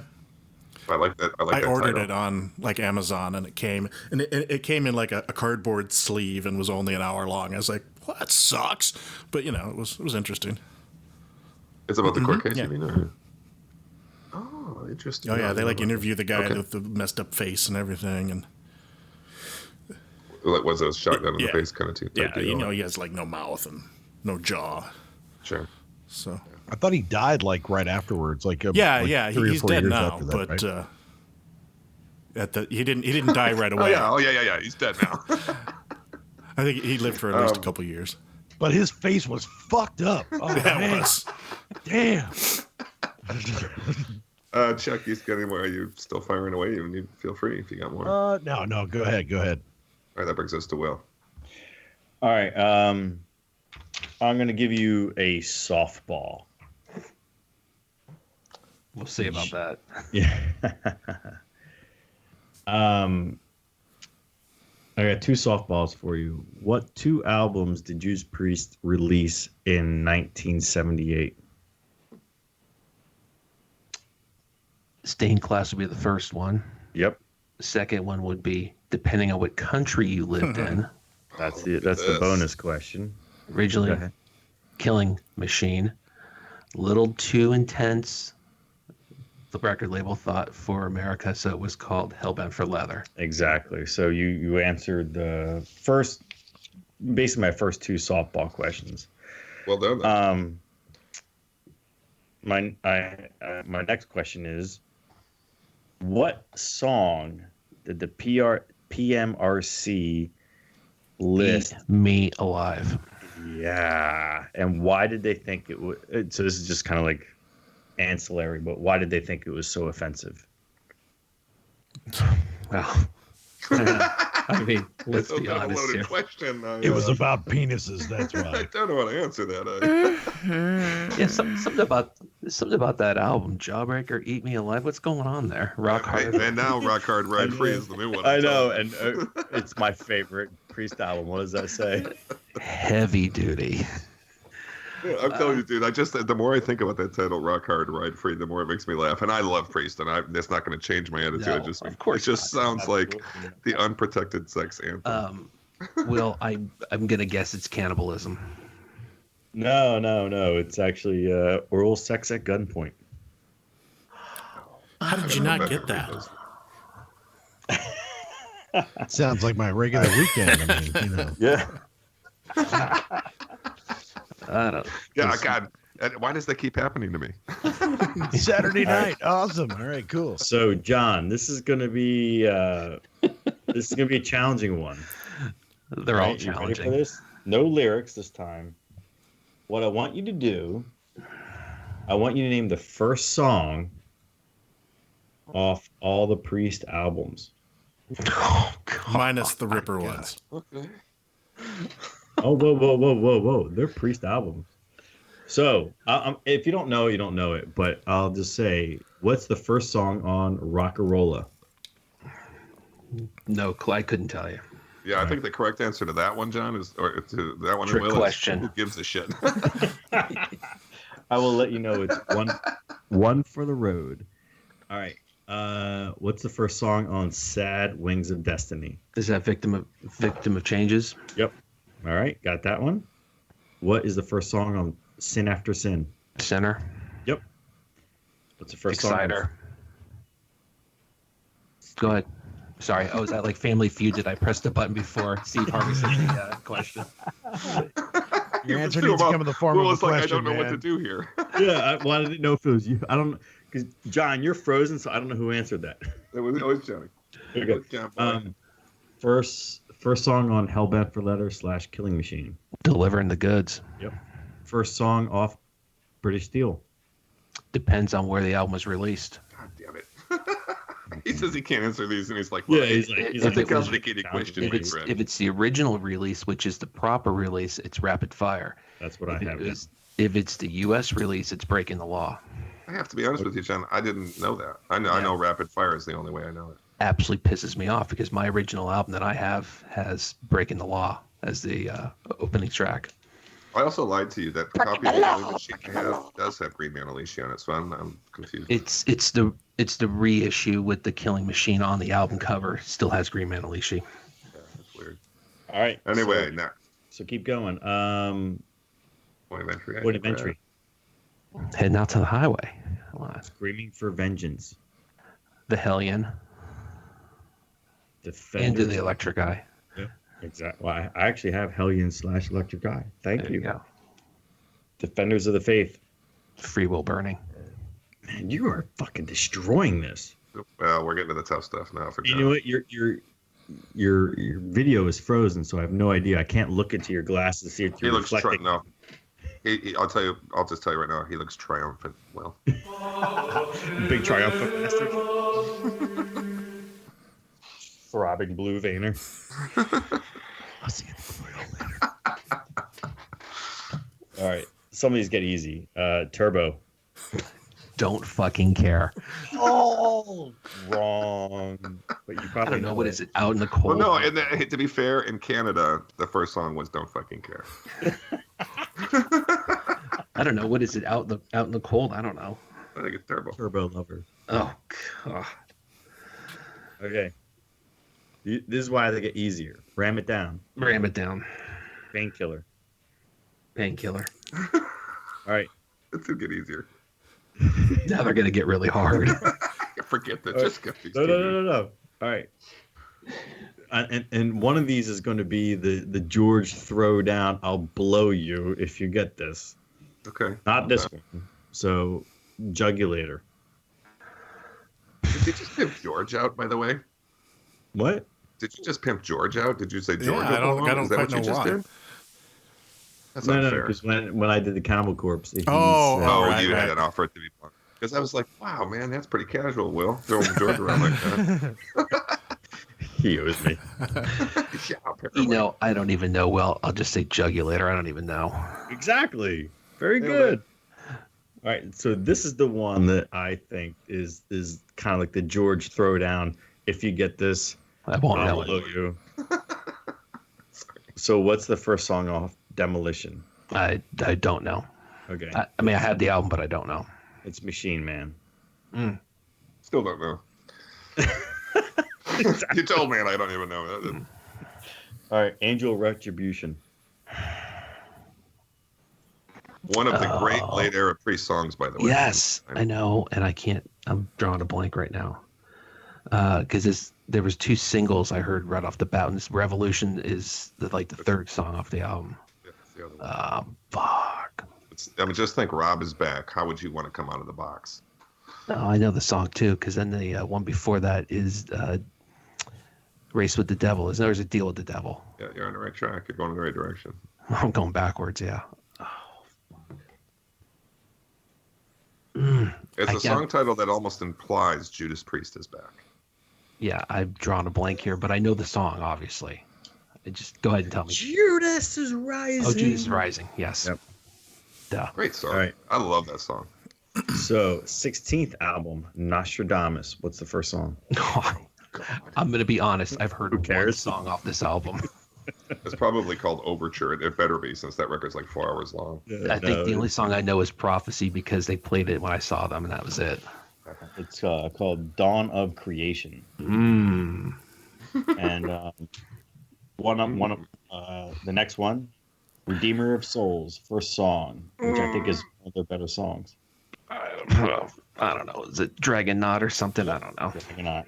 And bonus question, Mm. upcoming album, Firepower. What is the first song? You know, I haven't even looked at the song, so I wouldn't know. Firepower, I don't know. It's one of the ones that was released. Exactly, Firepower. Dude, seriously, well done. I mean, you nailed a lot. I mean, that's 18 albums. Yeah. 18 No, albums. you take pride in the ones you didn't know, John, because those are the ones that aren't worth knowing. Yeah. Is that all for you, Will? All right, well, That's All right. yeah. Sorry. all right, I'll do mine pretty quick. This one's really obscure though, so you can bail quick if you want, John. But when the movie Top Gun came out, they were actually considering a Priest song instead of Danger Zone by Kenny Loggins, and it was going to be the main song for the movie. Oh, God. And I'll even narrow it down for you and tell you it's on the record you hate the most. Yeah. Oh.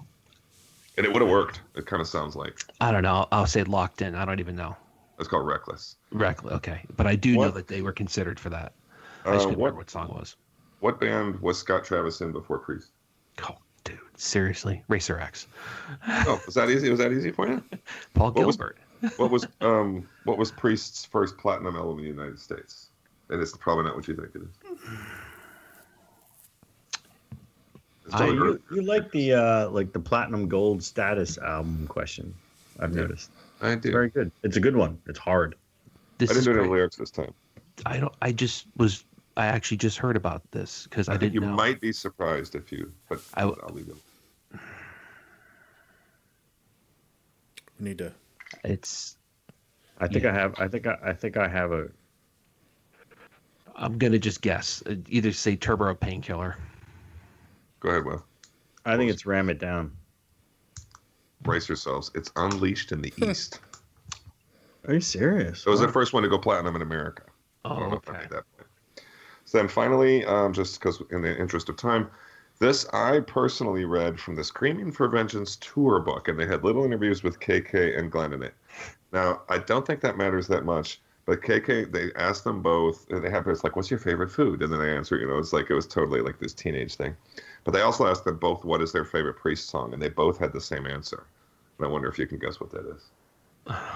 And Glenn Tipton said, and he says the name of the song, and he says, because that's what Judas Priest is all about. And I don't think he means the content of the song. He means that style of song is what we're all about. You'll never get it. You know what? I mean, forget the tour book bullshit. I'm just saying, what would be a reasonable thing for them to think is their favorite song? I don't know. Victim of Changes. Nailed it. Because of the twin guitar thing. And I was gonna joke, well, I may have actually read that tour book, seeing as I was at that show, at that tour. I didn't go to the tour, but I had the tour book. I bought it at like Spencer Gifts or something. I was like, this is awesome. Actually, all right, that's it. All right, cool. Well done, George. All right. From what song did the band take their name? The name is taken from a Bob Dylan song. It's something in Judas Priest. I can't think of the name. It's a person's name. I can't think of it right now, but it's a Bob Dylan Ballad song. of Frankie Lee and Judas Priest. Lee and Judas Priest. Yes. Okay. What is the informal nickname for the band? It's also a song. Really? I think George is making shit up. The internet's making at shit my up. house. It's a song, I believe. I don't know. It's the name of a Priest song? I don't know. Ripper. From British Steel. Are you sure it's not Rob Halford's? No. Well, maybe. Because I think people call Rob Halford the Metal God. Fair enough. Okay. I thought you were gonna say Grinder. Where does the name British Steel come from? This one's hard, so I never even heard this. I just came across it. I don't know. Maybe there's a company in England. They call themselves British Steel. Yeah. I don't know. Exactly. Yes. Is that what it is?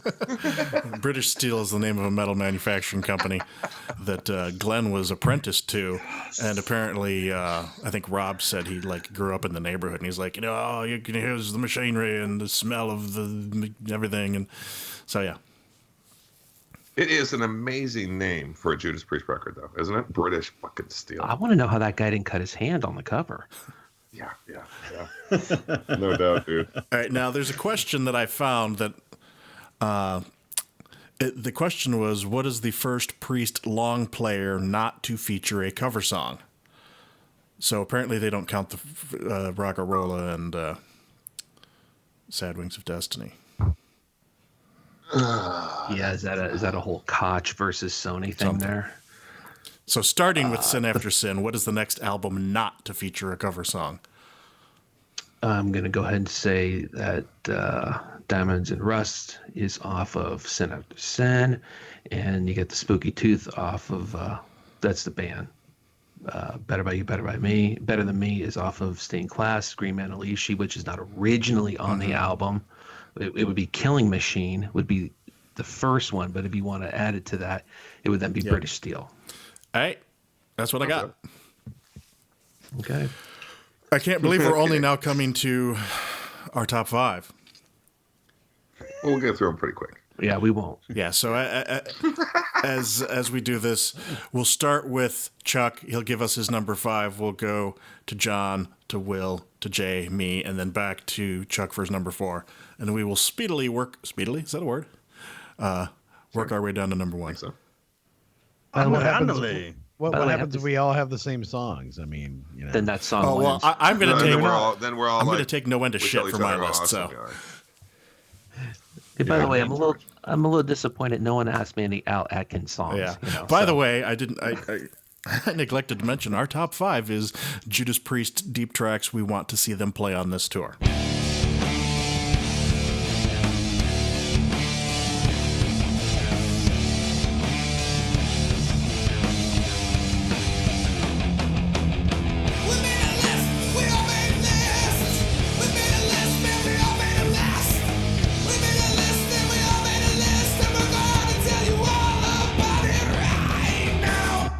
Oh, deep tracks. Well, I don't know how deep that's the any thing of is- my tracks are. That's all right. Mine that's are all right. not particularly deep. And they don't have to be. They don't have to be. Yeah, I mean, I think of things that I really either have to be heard or that I really would love Yeah, to hear. that's the way I live. looked at it, too. Like between those. by So. that. My But number also, 5. maybe possibly slightly that they might not play live, but that's not a necessity. Oh, I know that they won't play a couple of these. So There you go. for sure. My number 5 would be Victim of Changes. Cool. And there's a high likelihood they may play it. They'll probably play that. I think they might, but yeah, I've seen them play it before. I believe. It's been pretty commonly included in the later. Yeah. John? Although it was on the Metal Masters tour though.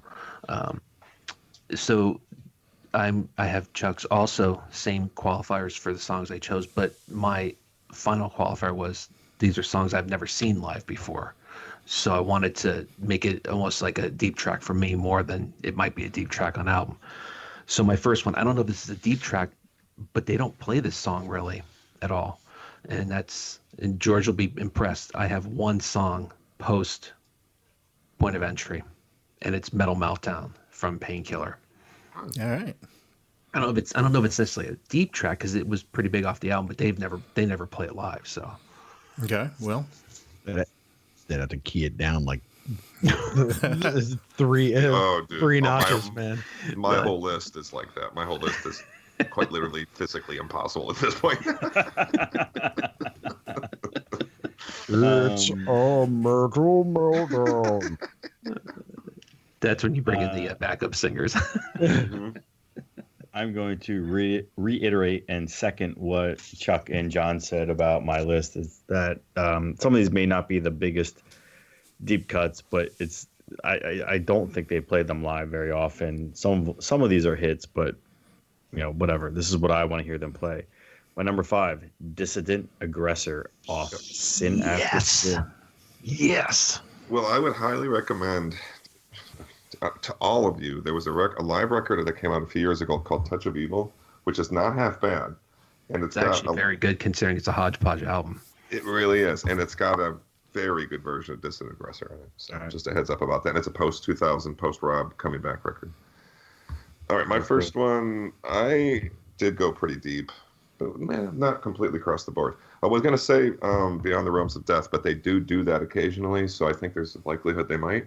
So instead, I went with Dreamer Deceiver / Deceiver from Sad Wings of Destiny, which they'll never do in a million years. Old Priest, I love it. Yeah. So, and I don't see that happening, but that would be something that would really drop my jaw if they did that. All right. You ready to give me a hard time? Off of Screaming for Vengeance. Well, no, that's all right. Bloodstone. Take These Chains. Oh, I love that song, man. Take It's so I would call kind that of poppy for them, and but I love that song. I would call it a deep track too. I doubt that's been It's a sing-along. Yeah. All right. But Bloodstone to me is that's like the secret killer song on that record. Oh, God, Bloodstone's yes. good, yeah. Big time. All right, Chuck, number 4. I'm ready to pelvic thrust to Grinder. That's the spirit. Hey, that's how I met George. That's how we all met George. He's got I a took my profile down. Dry humping, baby. Yes, all right. Yeah, he took it down. He's like, well, I got a podcast now. There's a phrase now: dry humping like Will at an Iron Maiden concert. It's never ever happened before. It's only dry for about 5 minutes. There he goes. 5 minutes. 5 minutes is a long time. Yeah, under certain circumstances. All right, John. All right. I have the dubious distinction of the next 4 songs, which are all deep tracks, all start with the letter S. So make of that what you will. I bet you we have 2 in common then. And some of these songs they've actually played recently, but they're songs they had not played for the longest time until the last couple of tours. My number 4 from British Steel, Steeler. Oh, damn, fuck yeah, dude. Steeler's fucking rad, dude. I would just love to see them do that ending with the twin guitars. Would be amazing. Yep. Oh, That's one of the high points of that record. well, My number 4, kind of slightly a twofer, but it's kind of like the Hellion Electric Eye, kind of blend together. I would love to see them end the tour, like the encore night, with Heavy Duty Defenders of the Oh, yeah. Faith. Dude, you should have went to the last tour. They did. Oh, How they did? majestic is that Yes. last? How majestic Yes. is that Defenders of the Faith, though? Too? Yes. Yeah, It it's was- just like it's it was it's awesome. this sing along, and like we are like as metalheads, we are defenders of this faith. And I think that would be the most perfect thing for them to end It would be the this tour time. with. If they admit And their apparently they did that. So Yes. everything that guy said is bullshit. I'm going to go to the exact opposite end of that record for what I think is one of the great 80s Priest songs. I skipped over Screaming for Vengeance, but that's because I had to get this in. Free Will Burning. Oh yeah. I would love to see them do that. And I don't think they've done that since Rob's back. If they have, they haven't done it much. I'm not aware of it. He may have done that solo, but yeah, I think you're right. I don't think they've done it since he's been back. My personal opinion is that Defenders of the Faith is by far the greatest Priest album ever. And I Wrong. say that over Painkiller Wrong. and I Praise agree with Steel. Will. I know. Wrong. And Wrong. stay in class. I Wrong. would point out. Yeah, it's a shame that some people are like that. John. You can say six. Hey, Will, you could name 16 other albums and they would all be wrong. There is only one. 17, There can be only one. There can only be one. Yeah, my number 4 is probably the only one that I'm going to get any credit for, and that's Dissident Aggressor. Oh, nice. But I have to ask you guys this question. Do you like that song now because you heard it by Or by Priest Slayer. or because you heard it first by Slayer? Exactly. Well, I will admit I heard it by Slayer first, and then when I went back and listened to it on Sin After Sin. like rediscover my discography, that I know, but I think there's a reason why Slayer covered that song. It's a good song. It's great. It's great. Dude, It's a great. dude, it's for its time. It is one of the heaviest fucking songs ever. Yeah. It is just so heavy. Just a little quick story. When I saw them on the Metal Masters tour, I saw them in Pittsburgh. I was on the lawn. You know, at the back of the lawn, there's people, but people are walking around. They're drunk. They're hammered. They're laying on the lawn. People are just doing whatever. That song started. I screamed so loud because they had never played it before that literally people like 100 feet away were looking back. Who's the asshole at the back of the venue? This guy's problem. And it was just arms to ear, just going, "This is the greatest moment of my fucking life." For that song, because I absolutely love that song. Yeah. Chuck, 3. My number 3 off of Painkiller, man. I Leather Rebel. Nice. I don't know what my That's, attachment is to that song, but yeah. I think There's a that couple was albums. Sorry, Jay. Go ahead. Well, no, I take it back. I was gonna say I think that was on that live record I was telling you about, but it's not. It's Hellrider and Between the Hammer and the Anvil. But in any case, sorry. I think there's 2 albums that every song is phenomenal, and it's Painkiller and Defenders of the Faith. Those are the 2 albums where I think every goddamn song is phenomenal. Like, I just feel like he's slapping me and John in the face over and over and over. You're just like, but that's it. There's nothing else. Hey, Jay, Jawbreaker, Eat Me Alive, okay? Rock hard red feet. I will right in your face. Right in your face. You will like it. Fucking Oh boy. fucking no, man. Now you really know what Painkiller is all about. All right, me. My next. All right, I'm gonna be probably the only person to pick a song off a Point of Entry, maybe. But I really feel this song gets forgotten all the time. That's Solar Angels.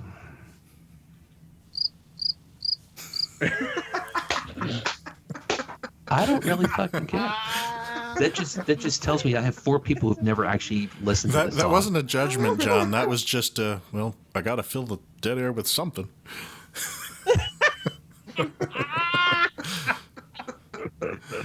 Go ahead. Just wait till the next asshole picks you. You got another thing coming as one of their deep tracks. I didn't do that, Oh, but please. Oh wait, that's That not. would be So scrap my number 1. All right. Just hang up on you right now. all right, Will. My number 3. It kind of a curious reason why this is my number 3, but my kids, who are 4 and 7, mostly my 4-year-old, loves Paw Patrol. So every time Paw Patrol is on, I think of the Hell Patrol off Painkiller. My number 3, Hell Patrol. Also on a Touch of Evil record. I'm telling you, you guys need that record. Yeah. Dude, John, Jay, still the best song off that album, though, is Riding with the Wind. If you're ready to go riding on the wind, it's a great. I listened to it a bunch when it came out. Yeah, Too. It really is a good live record. All right, John, I'm going to prove you wrong with one of the things that you just said, and that is that nobody would choose anything off of Point Entry. Because I did choose Desert Plains. Oh, nice. Yeah, which I do think they probably have done in some of these later tours. I can't. They've actually played that a little bit more than Some of the most songs off that album. Fair enough. Almost all those songs off that album. But just so you know, after that, I'm going deep for the top of the list. Mine just keeps getting more. John is the only one who cares about what I have. More well known. George's number 3, Living After Midnight. No. Off of Painkiller, A Touch of Evil. Oh, nice. I like that song. Also on this live record, I'm telling you, get this fucking live record. It is, dude. Sorry, my literally my battery is about to die on my laptop at this point. Oh well, we're almost we're closing in on this. Sort of, yeah. All right. Well, you're up to number 2 then. Oh, he's gone again. Wait. Yeah. Can you hear me? Yeah, Can hear we'll you. get you through this, buddy. We'll get you through quick. No, it's okay. I switched to my desktop, so I had to switch my audio source. Does it sound weird Nah. now? No? It actually sounds really good. We're looking at a still picture that's a little Yeah, disturbing. it's the full beard. Oh, sorry. I have It no only, picture. it only sounds weird because you actually have a nice radio voice compared to the rest of us. Yeah, I don't have a camera hooked up to That's my all right. desktop, so that's why I was using my laptop. You know what? I think Chuck was like, you know what? This is the time of the night when I have got to take my pants off. So I'm going to just tell these guys. It's just I'm actually pooping. It's crazy. It's fine. Well, at this point, you could be doing anything you want. Because we will never know. Number 2. Okay, my number 2 song. Number 2. Oh, God. All right, number 2. Appropriately done, yes. well played, sir. All right, I so think are we are on number 2? Is that 2. where we're at? Yeah, so am I. All right, cool.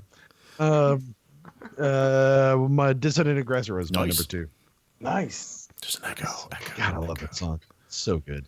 It's a good one. It's a good one. So, are you like us, or I should say, definitely like me, where you learned of that song because of the Slayer cover on South of Heaven?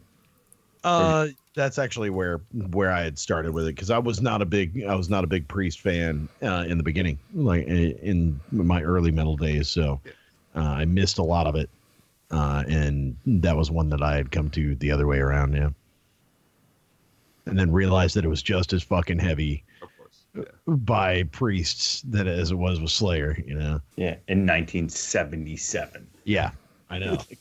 All right, so my number 2. These are super deep tracks, and they're super badass. If you cricket me, I will drive up there and beat your ass tonight. I'm going to do it just so you will. Right. Go ahead. Don't encourage them. Do the crickets first, then. All right, now I'll do it. You know there's going to be a song off of Stained Glass, and I still think this is the best song off the album. It's Saints in Hell. Okay. Yeah, fuck you guys. No. Ski guys, I'm Trying going not home. to. It feels like a spoiler. My number 2. A song off Screaming for Vengeance. Devil's Child. I believe Love you're that the song. devil. That's a good one. Yeah. Cool. I'm gonna actually. I have to do something here real quick. I'm gonna take a picture of my list because I don't think John will believe me. Oh, that's interesting. Is it I'm still gonna do this. cider? You guys literally have to Yeah, I was wait. going to say, I was going to show your one as well. Good point. Thanks. Just say it. Okay, almost there. No, not gonna happen. Sorry. Are we getting a dick pic with this, or what are we doing? I can't see my own self.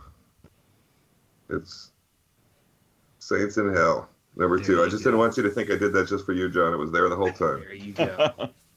Take Very that. nice. Very nice. Take that. Easily the best song on that record.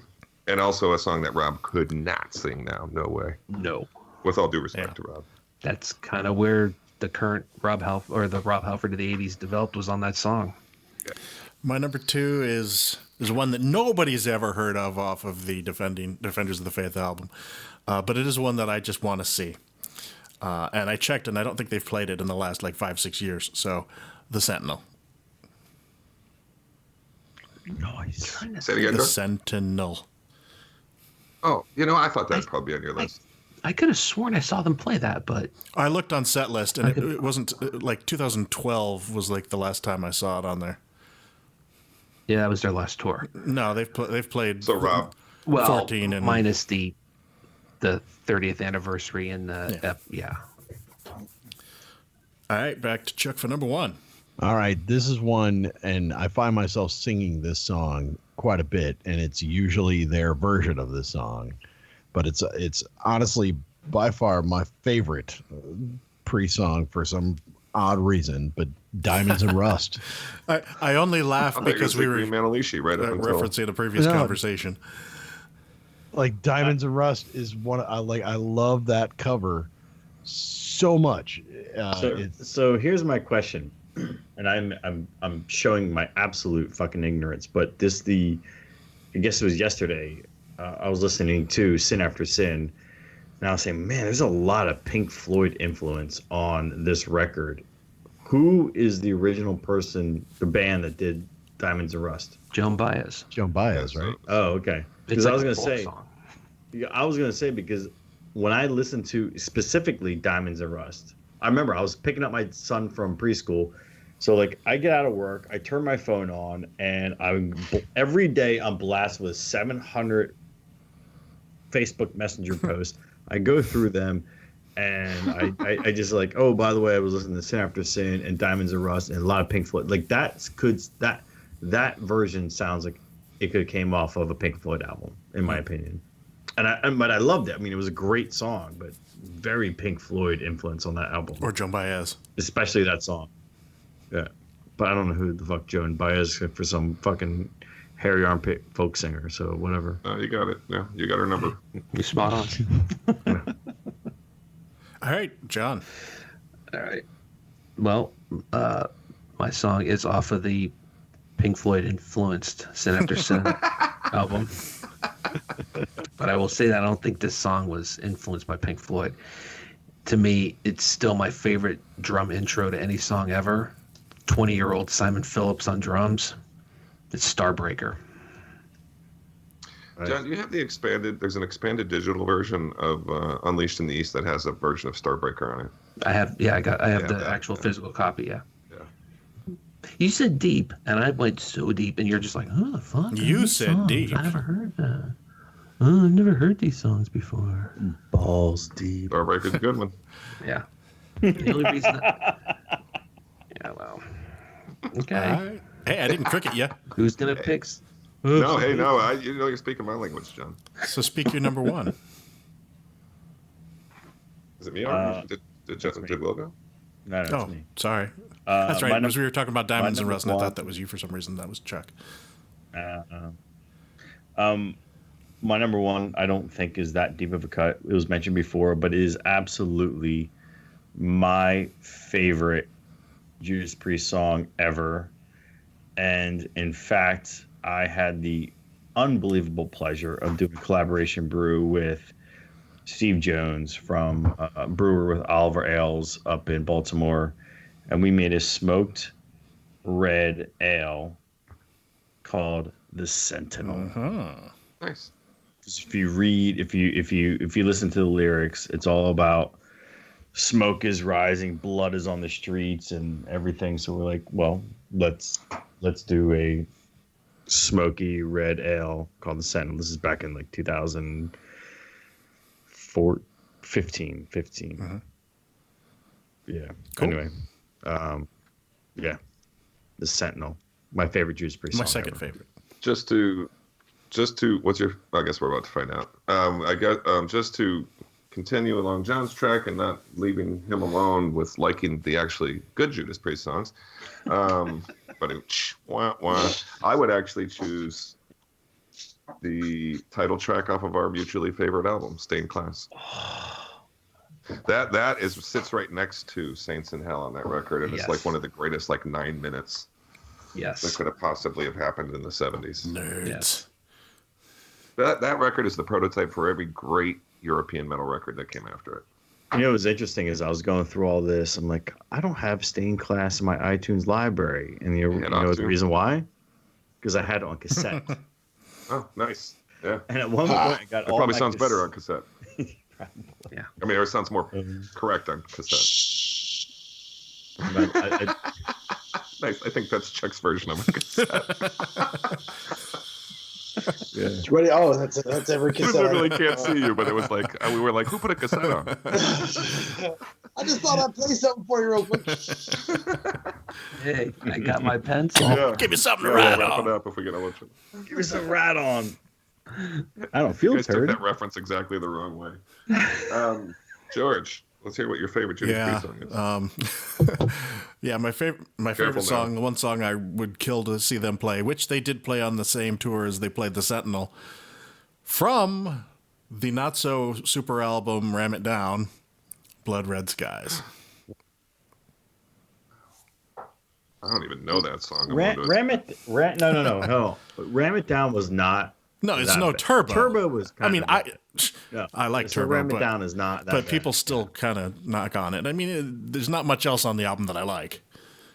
It's because I'll tell you why. Because they're bookended by Defenders of the Faith and Painkiller.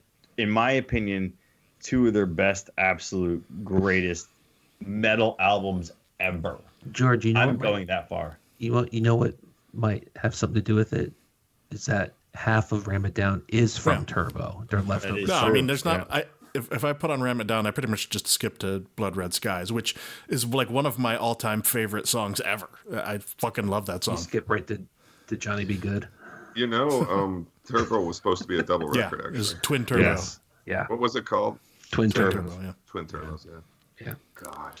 Oh, It has God. to be a What? reference to. Who stepped in I and would- saved us from Normally I would say Twin Turbos. Oh, that's a reference to boobies.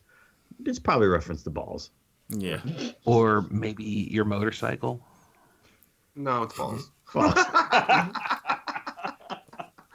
And I'm kidding, because we don't mean to be unkind, because we all love Priest and Yeah. we love Rob. So it's not. That's not It's derogatory. good It's just humored humor. it's good. Yeah. humor. When you have songs like "Eat Me Alive," blowing somebody at gunpoint, and Jawbreaker. Yeah, I mean, But you got to admit that if you were on the tour bus and it was just you and Rob, you might be like, you know what? It's Rob. Take one for the team. no, Take one for the team. Jay, I love you. I would do that for you, but not for Rob. I have limits. No, I'm kidding, but I just mean that's how metal he is. Rob rules. Yeah. Rob All right. rules. Does anybody have any honorable mentions? I got a million of them, so Sure. no. Chuck? I limited this. I only have one, so. I kept mine to 5, man. Yeah, You said there you go. five. I stopped All at right. 5. Good man. I Good mean, man. There's a guy who follows the rules right Just there. run through. And we could Chuck list believes it. in the rule of law. Yeah, I mean, how many you could keep listing Oh, yeah. forever if Yeah, you want. For sure. everything else. Yeah, so I just have one, so. I celebrate their entire catalog, man. Very well Town played. S-Class stole my Very name. well played. John, anything? Yeah, I have 5 actually. I'll do them real quick. We'll get to it. Tyrant, Dissident Aggressor, and the only reason Dissident Aggressor is an honorable mention is because I've seen it live. Stained Class, For Will, Rock Forever, and then off of British Steel, You Don't Have to Be Old to Be Wise. Cool. Wait, Chuck, did you do yours? He didn't have any. Yeah, I don't have any. He honorable followed the mentions. rules. He actually followed the rules. He was okay. Yeah, like, we thought you had- can't ever follow the rules. Hell no. All right. My 3. John, you're happy to know. Tyrant, Black Sabbath, Destiny. Eat Me Alive, off Defenders of the Faith. And I will probably have the most recent addition to any album is Hellrider off Angel of Retribution. That's a great song. Yes. Hellrider. Will, you need to get that live album Jay keeps talking about. it really is good. Yeah. I would throw out Judas is Rising, which I mentioned I think is a great song. Dissident Aggressor was that close to being on my list, so I'm glad so many other people mentioned it. And finally, as I said, I left Dreamer Deceiver. I put that instead of Beyond the Realms of Death. Also on that live record I'm talking about, but one I've never seen them do. So it would be cool if they did that. I just have one, and this is the one that's going to make everybody groan. From Turbo, Out in the Cold. Oh, okay. Yeah. Turbo is one of those albums that, like, when it came out at the time when I was, 14 or whatever, like, I loved it. When you step back now, you're like, okay, we don't need like there's a lot of cheese on that. Oh, there I is. hated it, dude. I fucking hated it, and I'll tell you why. Because he's more metal than the rest of us. Exactly. No, it was the same year Somewhere in Time came out, and it was like, here were two of these, I think it was the same year, but here are two of these huge metal bands embracing suddenly guitar synthesizers. Mm-hmm. Maiden did it right, and then Priest was like, but what if we just really turn the cheese knot up here? And I didn't hate it, but I didn't like it. I was pretty disappointed. I mean, let's remember what it followed, Yeah. I mean, Defender, it was a high watermark in the 80s. All right. Well, let's plow through what we are listening to, and then we can go to bed. Cool.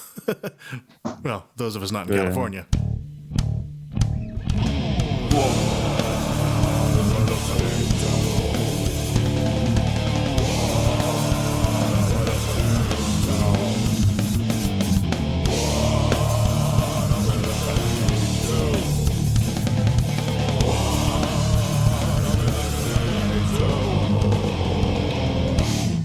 3.5 hours We're later. just getting started here, buddy. That's right. It's not as late for Chuck either. Well, it's almost midnight, and I've turned into a pumpkin an hour ago. Well, you already killed. You already killed my fucking laptop. So yeah, that's how we roll, baby. Hey, man, I was like, yeah, that's 3.5 hour battery life, no fucking problem. I'll bet, yeah, that'll be easy.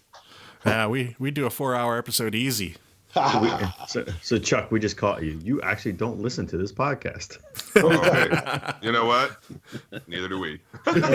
Neither does anybody. I do. I don't listen to any podcast. What are you talking about? Not even. Yeah, no, I don't blame you for a second. All right. Well, what are you listening to? What are some things you've been spinning? Oh, well, I mean, because I listen to as much as I can of everything for my radio show. And, the things that are sticking right now that I'm really digging is the new record from The Crown, Cobra Speed Venom. Yep. Which I have no idea what that fucking name means. But cool album cover, though. It's an awesome, the record is just incredible. Mm-hmm. It's so good. The new Fu Manchu. Since I'm just a huge fan of Fu Manchu, and their 18-minute jam on Clone of the Universe is pretty wicked. But I'm playing a song on the show called Don't Panic, which I'm assuming that a lot of these are references to Hitchhiker's Guide. Yeah. I'm not entirely sure there. I like the Gate Creeper side of the Iron Reagan split that they did. I'm not a huge fan of Iron Reagan, but the Gate Creeper three songs. That's actually really good.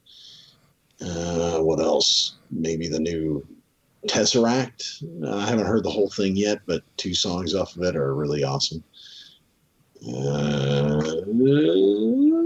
Between the Baron and Me, I haven't heard that whole album yet. There's a few others that are out there. Yeah, have you listened to a band called Vexes yet? Spell that? Familiar, but I haven't listened to it. Vexes, Vexes, I believe. Oh, no. I want to say it's prosthetic, maybe, and it's I think it's an ex-member of the Deftones, right? If like A Life Once Lost in the Deftones, it's sort of a super group, but it sounds a lot like the Deftones, like White Pony kind of Deftones, but it's not heavy; it's more melodic.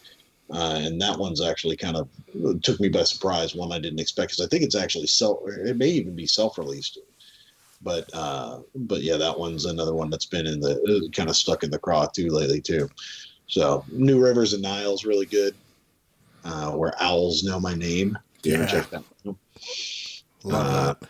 Yeah, it's the tech death, and they're kind of going the way of Job for a Cowboy in the getting away from the straight tech death and starting to do some experimental stuff, which I think that's totally worthwhile. There's a lot of saxophone on that album. There's a lot of smooth jazz in that. But you know what, dude? I after my number one album for last year was the Igor or the Igor or whatever that was. Yeah. And I'm like, fuck it, put an accordion in it. You know, whatever. I don't give a shit. You know, like let's see what happens. Yeah, And it works. And those guys have been doing some pretty cool stuff. But that's mainly it. It seems like we're at a slow right now, and then we're gonna pick up toward as we get towards summer here. Yeah. Agreed. All right, John. All right, still spinning the Atlas Moth a lot. I like that album. Oh, I forgot about that one. That's a great record. It really is. It's every time I listen to it, I think it gets better. We mentioned these guys earlier, the Ataraxy, Where All Hope Fades, Ocean of Grief, Nightfall's Lament, Oceans of Slumber, The Banished Heart. Listened to that today a few times. I didn't put this down, but I know Will's listened to it. Windhand just did a split. I can't remember the name of the band he did it with, but I like the two songs off of that. So, Satan's Savage. Satan's Savage. yeah. So I've spun that a few times today. And The Rivers of Now, Where Owls Know My Name, which is a pretty cool album too. It is indeed. We speak your names. Who? See what I did there? My It was an owl. See what I did there? Oh. You don't have a sound effect for that? I don't. No, he doesn't need one. That shit was fucking rad. It was live sound effects. All right. Now you just sound like you're wounded. Will.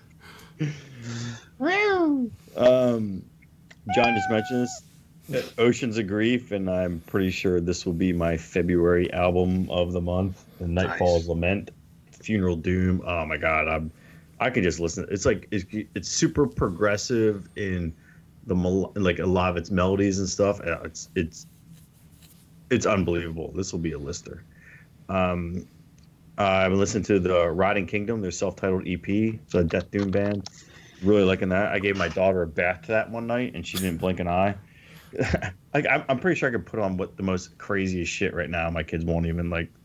Whatever, Daddy. This is great. Speaking of which, I've been listening to a lot of Dio lately because my kids love Dio, and I told the story earlier about my son. Like, I want to see a video of Dio, and got the new Astrakhan, Without New Growth. Process is Bloodshed. It's Isn't that a weird album title to say? It doesn't quite. Yeah. Seems like it should be punctuated or something. Process is Bloodshed. It's kind of all over the map. It's definitely got some death, black, proggy, whatever, everything in it. But I'm really liking that. George, what I was trying to tell you earlier, is Necrophobic, Mark of the Necrogram. Noise. Kind of like Black and Death, and then just my newest vinyl purchases. You guys are so proud of me. I went back. I saw on Bandcamp that they were doing Hark Crystalline, so I got that on clear vinyl, which is kind of cool. And coming Friday, I think Conan is playing Atlas, so I've been playing a whole lot of Conan recently. I'm a big fan of Conan. And then Ilsa, which is a local DC band, their new album, Corpse Fortress, that George was kind enough to put in the box. Was in that. And then Windhand, the split with the Saint Satyrs that we mentioned. And then the Sludge, S-L-U-G-D-G-E, Sludge. Sludge. I bought their penultimate album, I guess, or their last album before the new one. No, I think you bought about 3 records at once. Really, it's like 24 songs. It is. It's Anyway, like it's a cosmic cornucopia, but yeah, phenomenal. Digging it. Awesome. That's it. Jay. I don't know if you guys knew about it, but Destroyer 666 released 3 new songs today on an EP that also includes a live song. So I listened to that today, and then it probably will be spinning with me for a while. Which, by the way, there's something we should probably. I was wondering if we were going to go no, there. is that true? Is it? We can go there if you want, but I feel like it's like don't ask, don't tell. Maybe can you just let me have this record? No. Well, it's not really about them. It's about other stuff that's been going on locally here in the DC, Baltimore area. But it's almost like something I think we should talk about. Is Anyway, it Nazis? Okay. I was a little bit of a late adopter on the Hooded Menace, but that's been spinning pretty much every day here. I am listening to, it's just one song, but Skeletal Remains and The Slug, those two new release songs I've listened to pretty much every day. Let's see what else am I listening to. Well, this one's just completely off track, but they just released a ZZ Top box set of the first 5 records, and I've been listening to a lot of ZZ Top since I got that. It's the first 5 really good records. The first one through Tejas. And I don't know Billy Gibbons, okay? I don't care how much. All right? Damn. How many times I got to say it? Because I understand. It sounds to me like I have a connection. Like I can get these all signed pretty soon, which is nice for me. No, that's about it. And just various little things in the box. I always take everything in the box and just put it in one big song list. So, But those are the things that are striking home with you. Oh, no. And I also just bought this Thy Antichrist record today, too. Just going, I don't know those guys. Maybe you guys do, but I listened to the samples and I was like, this sounds cool. So I downloaded that today. Cool. Band Thy Antichrist. Do you guys know them? I've heard it. I've heard the name, but I don't know that I've listened to it. I wanted to say it's a slightly slicker, more produced behemoth of sorts. Oh. A little bit. You'll have to decide for yourself. They're from Colombia, and they've got a new full-length out. I would check it out. It's heavy. It's pretty cool. Have you heard the new Dimmu song? I was just going to ask you the same question. I mean, it's just like more of the same, which I'm like, yeah, welcome to, 10 years ago. But it's the second track, which means there's probably like some bullshit trumpet intro, which means it's the one they wanted to introduce the record with, which is kind of weird. So I don't know. Yeah. Yeah. So I take it, obviously you did listen to it. I did listen to it. It was all right, but it wasn't anything special. Didn't blow your mind? Nah. Okay. Unfortunately, no. I was hoping they'd go in some brand new direction. Sure. But really, what? He was hoping. He didn't. Really? I mean, what? No, he was hoping. He didn't think they would. He just I was hoping that they power would, metal or something. They're gonna go. No, just that they would push the envelope just a little further somehow. Like Joan Baez, Harry Armpit folk music. All the other bands in that genre are pushing the envelope, not Dimmu Borgir. I mean, that's the whole. I think that's kind of the point. Yeah. Those guys should be the stalwart. Yeah. It's like Cannibal Corpse. Don't change. Just keep doing the same thing. Well, then I'll just stick with the earlier albums. Let Septic Flesh and Flesh God Apocalypse push that boundary, not those guys. Yes, I'm with you there. All right, I normally have a list that puts everybody to sleep, but this one's pretty short, so yay. First up, Armored Dawn, Barbarians in Black. They're Brazilian power metal. It's cool. It's not like the bad power metal. This is the good power metal. The Atlas Moth, Coma Noir, listening the hell out of that. The Crown, Cobra Speed Venom.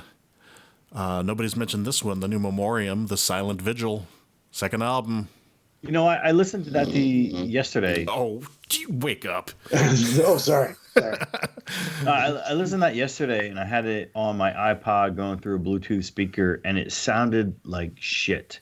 Well, put on those headphones. It sounds a lot better. No, and I did. That's what I did tonight, and I had it playing from my computer straight to headphones, and it sounded a lot better. But I was like, wow, is this... And I didn't know because we got the promo that it was like a bad promo compression thing. But anything MP3 is going to sound like crap as far as I'm concerned. I mean, I'm not going to go down that path, but... The point being is that it sounded better when I put headphones on, so... Yeah.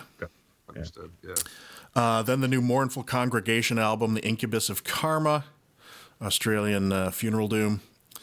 Thanks to John, Ocean of Grief, Nightfall's Lament. God, John, you hit it out of the park on that one. I'm telling you. That's a lister. Glad you guys like it. Yeah, the wonderful new Rivers of Nile, where who know my name? Okay. Wait. He's on R already, guys. I'm actually almost done. And cracking jokes. Yeah. Because of the books I was reading, I listened to a lot of Solo Bruce and Maiden just to like listen along with the story. I also listened to a lot of the old Metal Blade bands, which I will not go into detail, but there were many, and they were awesome. And there you have it. I'm done. Will, what was the one you just jumped on board of? What did you say was a listener? Oceans of Grief. Oceans of Grief. Okay. Ocean, singular. Ocean of Grief. Yeah, Nightfall's Lament. It's funeral doom, but man, the melodies that they play alongside this, I listen to it at work all the time. I could just listen to it all day long. I love it. Also, and also, it's death doom too. There's a few songs that have a little bit of pace to them also. Mm-hmm. No, yeah. I mean, yeah. It's sorry.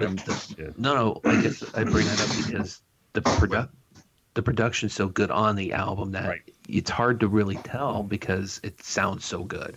Yeah. Okay. I'm buying it right now. Yeah, absolutely. Just buy it blindly. Mm-hmm. Did you? If John and I agree on the same album this much, you honest have to God, dude. That's why I was like, okay, there must be something going on here. I like it too, guys. No, exactly. All three of you guys got nailed. And it's a potential album cover of the year too. I was going to mention to you too, Will, that I had kind of once I started to really do Temple of the Void, I couldn't. The vinyl's all sold out. I walked into a store the other day, found it. Are you fucking serious? Yeah, the new one, the last one. Wow. Nice. That it was like $15 too, and I think it's like $100 or something. Yeah, I shit you not, dude. It was a brand new copy. That's awesome. Yeah. In any case, I will download this now since everybody's so into it.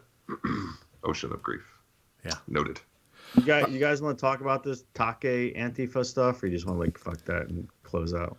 As far as I'm concerned, fuck him. Was it a Nazi thing? Is that what it was? Was it somehow attached? He had a swastika on his chest during a show. The dude, is this the dude from where? Which guy? They're Swedish, right? Yeah. I don't know how to say it. Taki? Is that what you said? Take or Take. Take. Hold on. Taake. But wait, but what? So in other words, Antifa is running around and calling every venue, threatening violence against the venue to make sure that they do not allow a metal band to play, a black metal band to play at the venue for something that they did like 10 years ago one time. Oh, well, dude, who was it that got run out of here last year? You guys remember that? That was Marduk. Yeah, yeah. So, but no, what I want to know is, can I keep listening to Destroyer 666? I don't know, man. I mean, that's the thing is, so they did not. Destroyer 666 is playing like a couple days after that show, and they have not. You're reading Chris's posts, aren't you? But I still don't know if that was a misunderstanding or what happened, and the Destroyer 666 guy, according to Metal Chris, is way more bad a person, and he's not getting canceled, which was his thing. But it's so hard to decide these things. I mean, like, I won't listen to Inquisition because, the dude's got a swastika tattoo, so fuck him. Right, but there's a difference between getting a swastika tattoo and like doing something. Of course. Yeah, well, because like Dark Throne, I'm a big Dark Throne fan, and they put some really stupid shit on the back of one of their album covers, and they were just fucking around. Right, and I guess that's the whole point. It's black metal. They're fucking around. They're trying to be whatever, but these venues, like, because there's these, I don't know. I guess I just have such a negative opinion of Nazis. No, Nazis, but also Antifa, because they're basically a domestic terrorist organization who are using violence and threats for their political agenda. And why are they winning? But I also don't think there's as many of them as everybody thinks there is. So I think it's just one of those things the media is picking up on. Well, but the problem, six guys in the trailers. The problem you have is that it's all about imaging and messaging, right? It's not. It has nothing to do with anything like, when they're talking about the Riot Room canceling that show, which was one of the first, and that was Talib Kweli, who said that he was going to play there because they had booked talk, yada yada yada, like all that stuff. That's all about like the Yelp reviews for the Riot Room, right? They become associated with what is possibly known as a Nazi band. Then that reputation goes online and stays online forever. Fair enough. And you can't combat that. So I can understand from a venue perspective, why you would want to be very careful about things like that, violence or not. Antifa ain't going to do dick. Is as far as like actual violence. We had the same thing with Marduk here. They played that night with the 3 dudes that showed up with signs and didn't get close to the venue because they were really scared of the dudes in their freaking jackets. So it's not as much about that. It's about that online reputation that could follow that venue forever. All right, fair enough. And I'm not saying that putting a swastika on you is good. No, it's obviously not, no matter what. Yeah. But intent is it's a big part of it. I mean, it's the one thing that smart people can realize. There's scale here. There's totally scale. Can I just say something? There's a lot of people talking here, and nobody has told me yet if I can keep listening to. No, you cannot listen to Destroyer 666. No more talk. No more. You can listen to Shining though. I like Shining. Can I just say this, Chuck? If you want to start another podcast, just give me a call. I mean, I'm just saying, I might have some free time soon. No offense to these other bozos I hang out with. It's a weird thing because I totally empathize with the venue owners on these things, and I totally understand why they don't want to get involved. Well, and why people would be pissed about a past record of shady values and views, but at the same time, it's fucking black metal. You didn't it's. What you're not booking Celine Dion. I mean, I don't know what anybody expects out of that. I'm not really sure. And then Antifa's information is based on like one picture that they have of the guy with that on his chest. That's been propagated for a long time now. So it's like. Yeah. I guess my problem is that it's like Antifa is basically a domestic terrorist organization who conducts violence to bring out their political goal, but they're the ones who are winning over a guy who painted something. And I don't even know Take. I've never even heard one of their fucking songs ever. And I'm not a Nazi. Both my grandfathers fought in World War II against Nazis and had severe psychological problems as a result of that. But it's just sort of like, why are we listening to this one group over another kind of thing? Like well, you know how you win though, and I mean we're not not you and me and them. And I understand that obviously some social thing happened where, but there's those of us who are just rise above that stuff. I can't stand that half those people the voices they have. It's and there's so much, especially right now after Parkland and everything else that's going on. There's so much of this. So remember the whole point behind like Russian meddling in our elections and all that stuff was not to make one person win or lose or this or that or whatever. It's just so divisiveness between different factions of people within our society to make things tougher to get anything done. So you excite and use things to inflame a piece of people and get them to activate on something, whether it's logical or not, real or not. Like but it exists forever. So now you put in Google and you put in talking in Google, you're gonna see Nazis. That thing. And that may be something that. My problem is that I don't believe they've actually answered that question. As far as like, okay, are you a fucking Nazi? Which they'll probably say no, but I don't think there's been a good response to that from their side yet. And that's actually the silence is one of those things I wish they would nip that in the bud. But otherwise, I think it's just a way to sow divisions between different pieces of different elements in our country right now. So it just sort of sucks. Yeah, and it sucks when something as simple and as entertaining as heavy metal gets pulled into it. Yeah, totally. I mean, like, what a drag. Yeah, I get. Yeah, and Chuck, you made a very, very articulate and good point. I guess my whole thing is like, if it was like the Jewish survivors of whatever the Holocaust, something like they're the ones taking issue with it. But it's like if Antifa's taking issue with it, like, well, they're not quite the right spokesperson and activist group to be protesting against. You know who they are? stuff. Well, they're the guys that whenever something happens here in Oakland, it's just who I think they are is just the kids that come in from the suburbs because they want to smash into the Foot Locker. Right, I mean, I'm not exactly. joking. It's just they No, don't. no, they don't exactly. They don't That's I believe guess in that's my anything. whole point. Is like, They don't believe in anything. They just are like, "There's a riot tonight. Let's fucking go." yeah, Yeah, and unfortunately, Jay, you're at ground zero for that. Dude, and why? Why is it it's always the burnt. Foot Locker? I'm telling you. Yeah, I'm that's telling you, reasonable. that Shoes. Oakland Foot Locker has been hit so many times, dude. Every time there's an arrest, it's just like, wow, people are going to get some new Jordans tonight. How many insurance companies have they gone through? I know, dude. I mean, you're like, move your store. Yeah, I'm not joking. There's a Foot Locker downtown Oakland. It's every time there's a thing. And then, of course, yes, Berkeley. I can't tell you how many times I walk out of my library and there's helicopters because somebody's marching somewhere. Huh. So there's helicopters, like the news helicopters and whatnot. Oh, God. Oh, You got to God. try. You got to try working 2 blocks from the Capitol building. no, I can only imagine. I think yeah, isn't that working funny? next We're to a at the two federal extremes. penitentiary. Like the convicts escaped, but they just let them out every day. Yeah. No, you're right. That's not wrong, dude.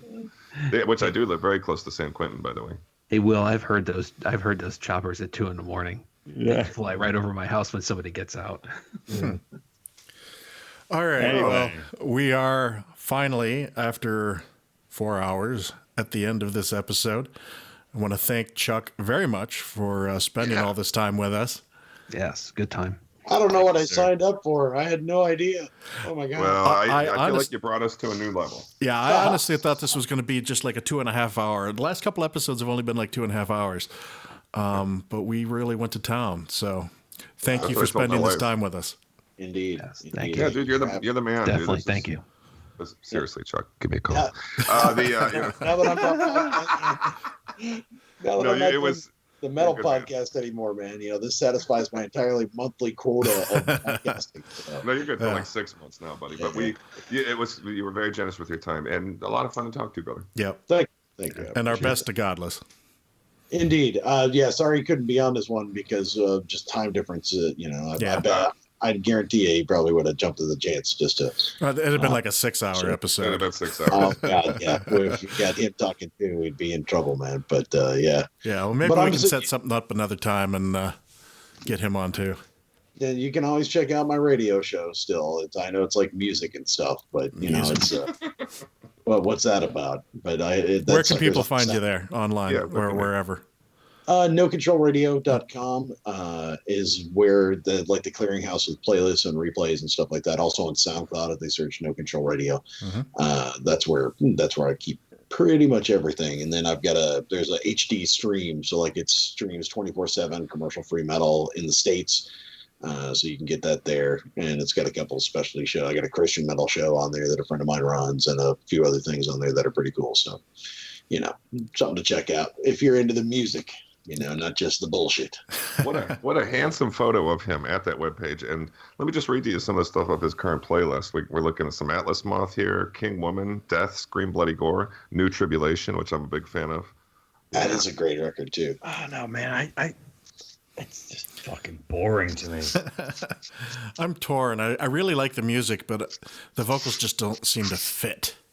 But I'm not counting it out yet. I mean, I just need more lessons, I think. But were you looking at the like recently played on that stream? Is that what that was? It is under your last played on No Control Radio. There you go. Yeah, that's the streaming station that's playing that, which is actually broadcast on the air here in Austin. So Right now.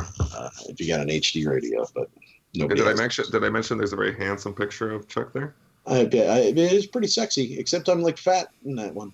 So I'm much skinnier and slim now. So. Time to update.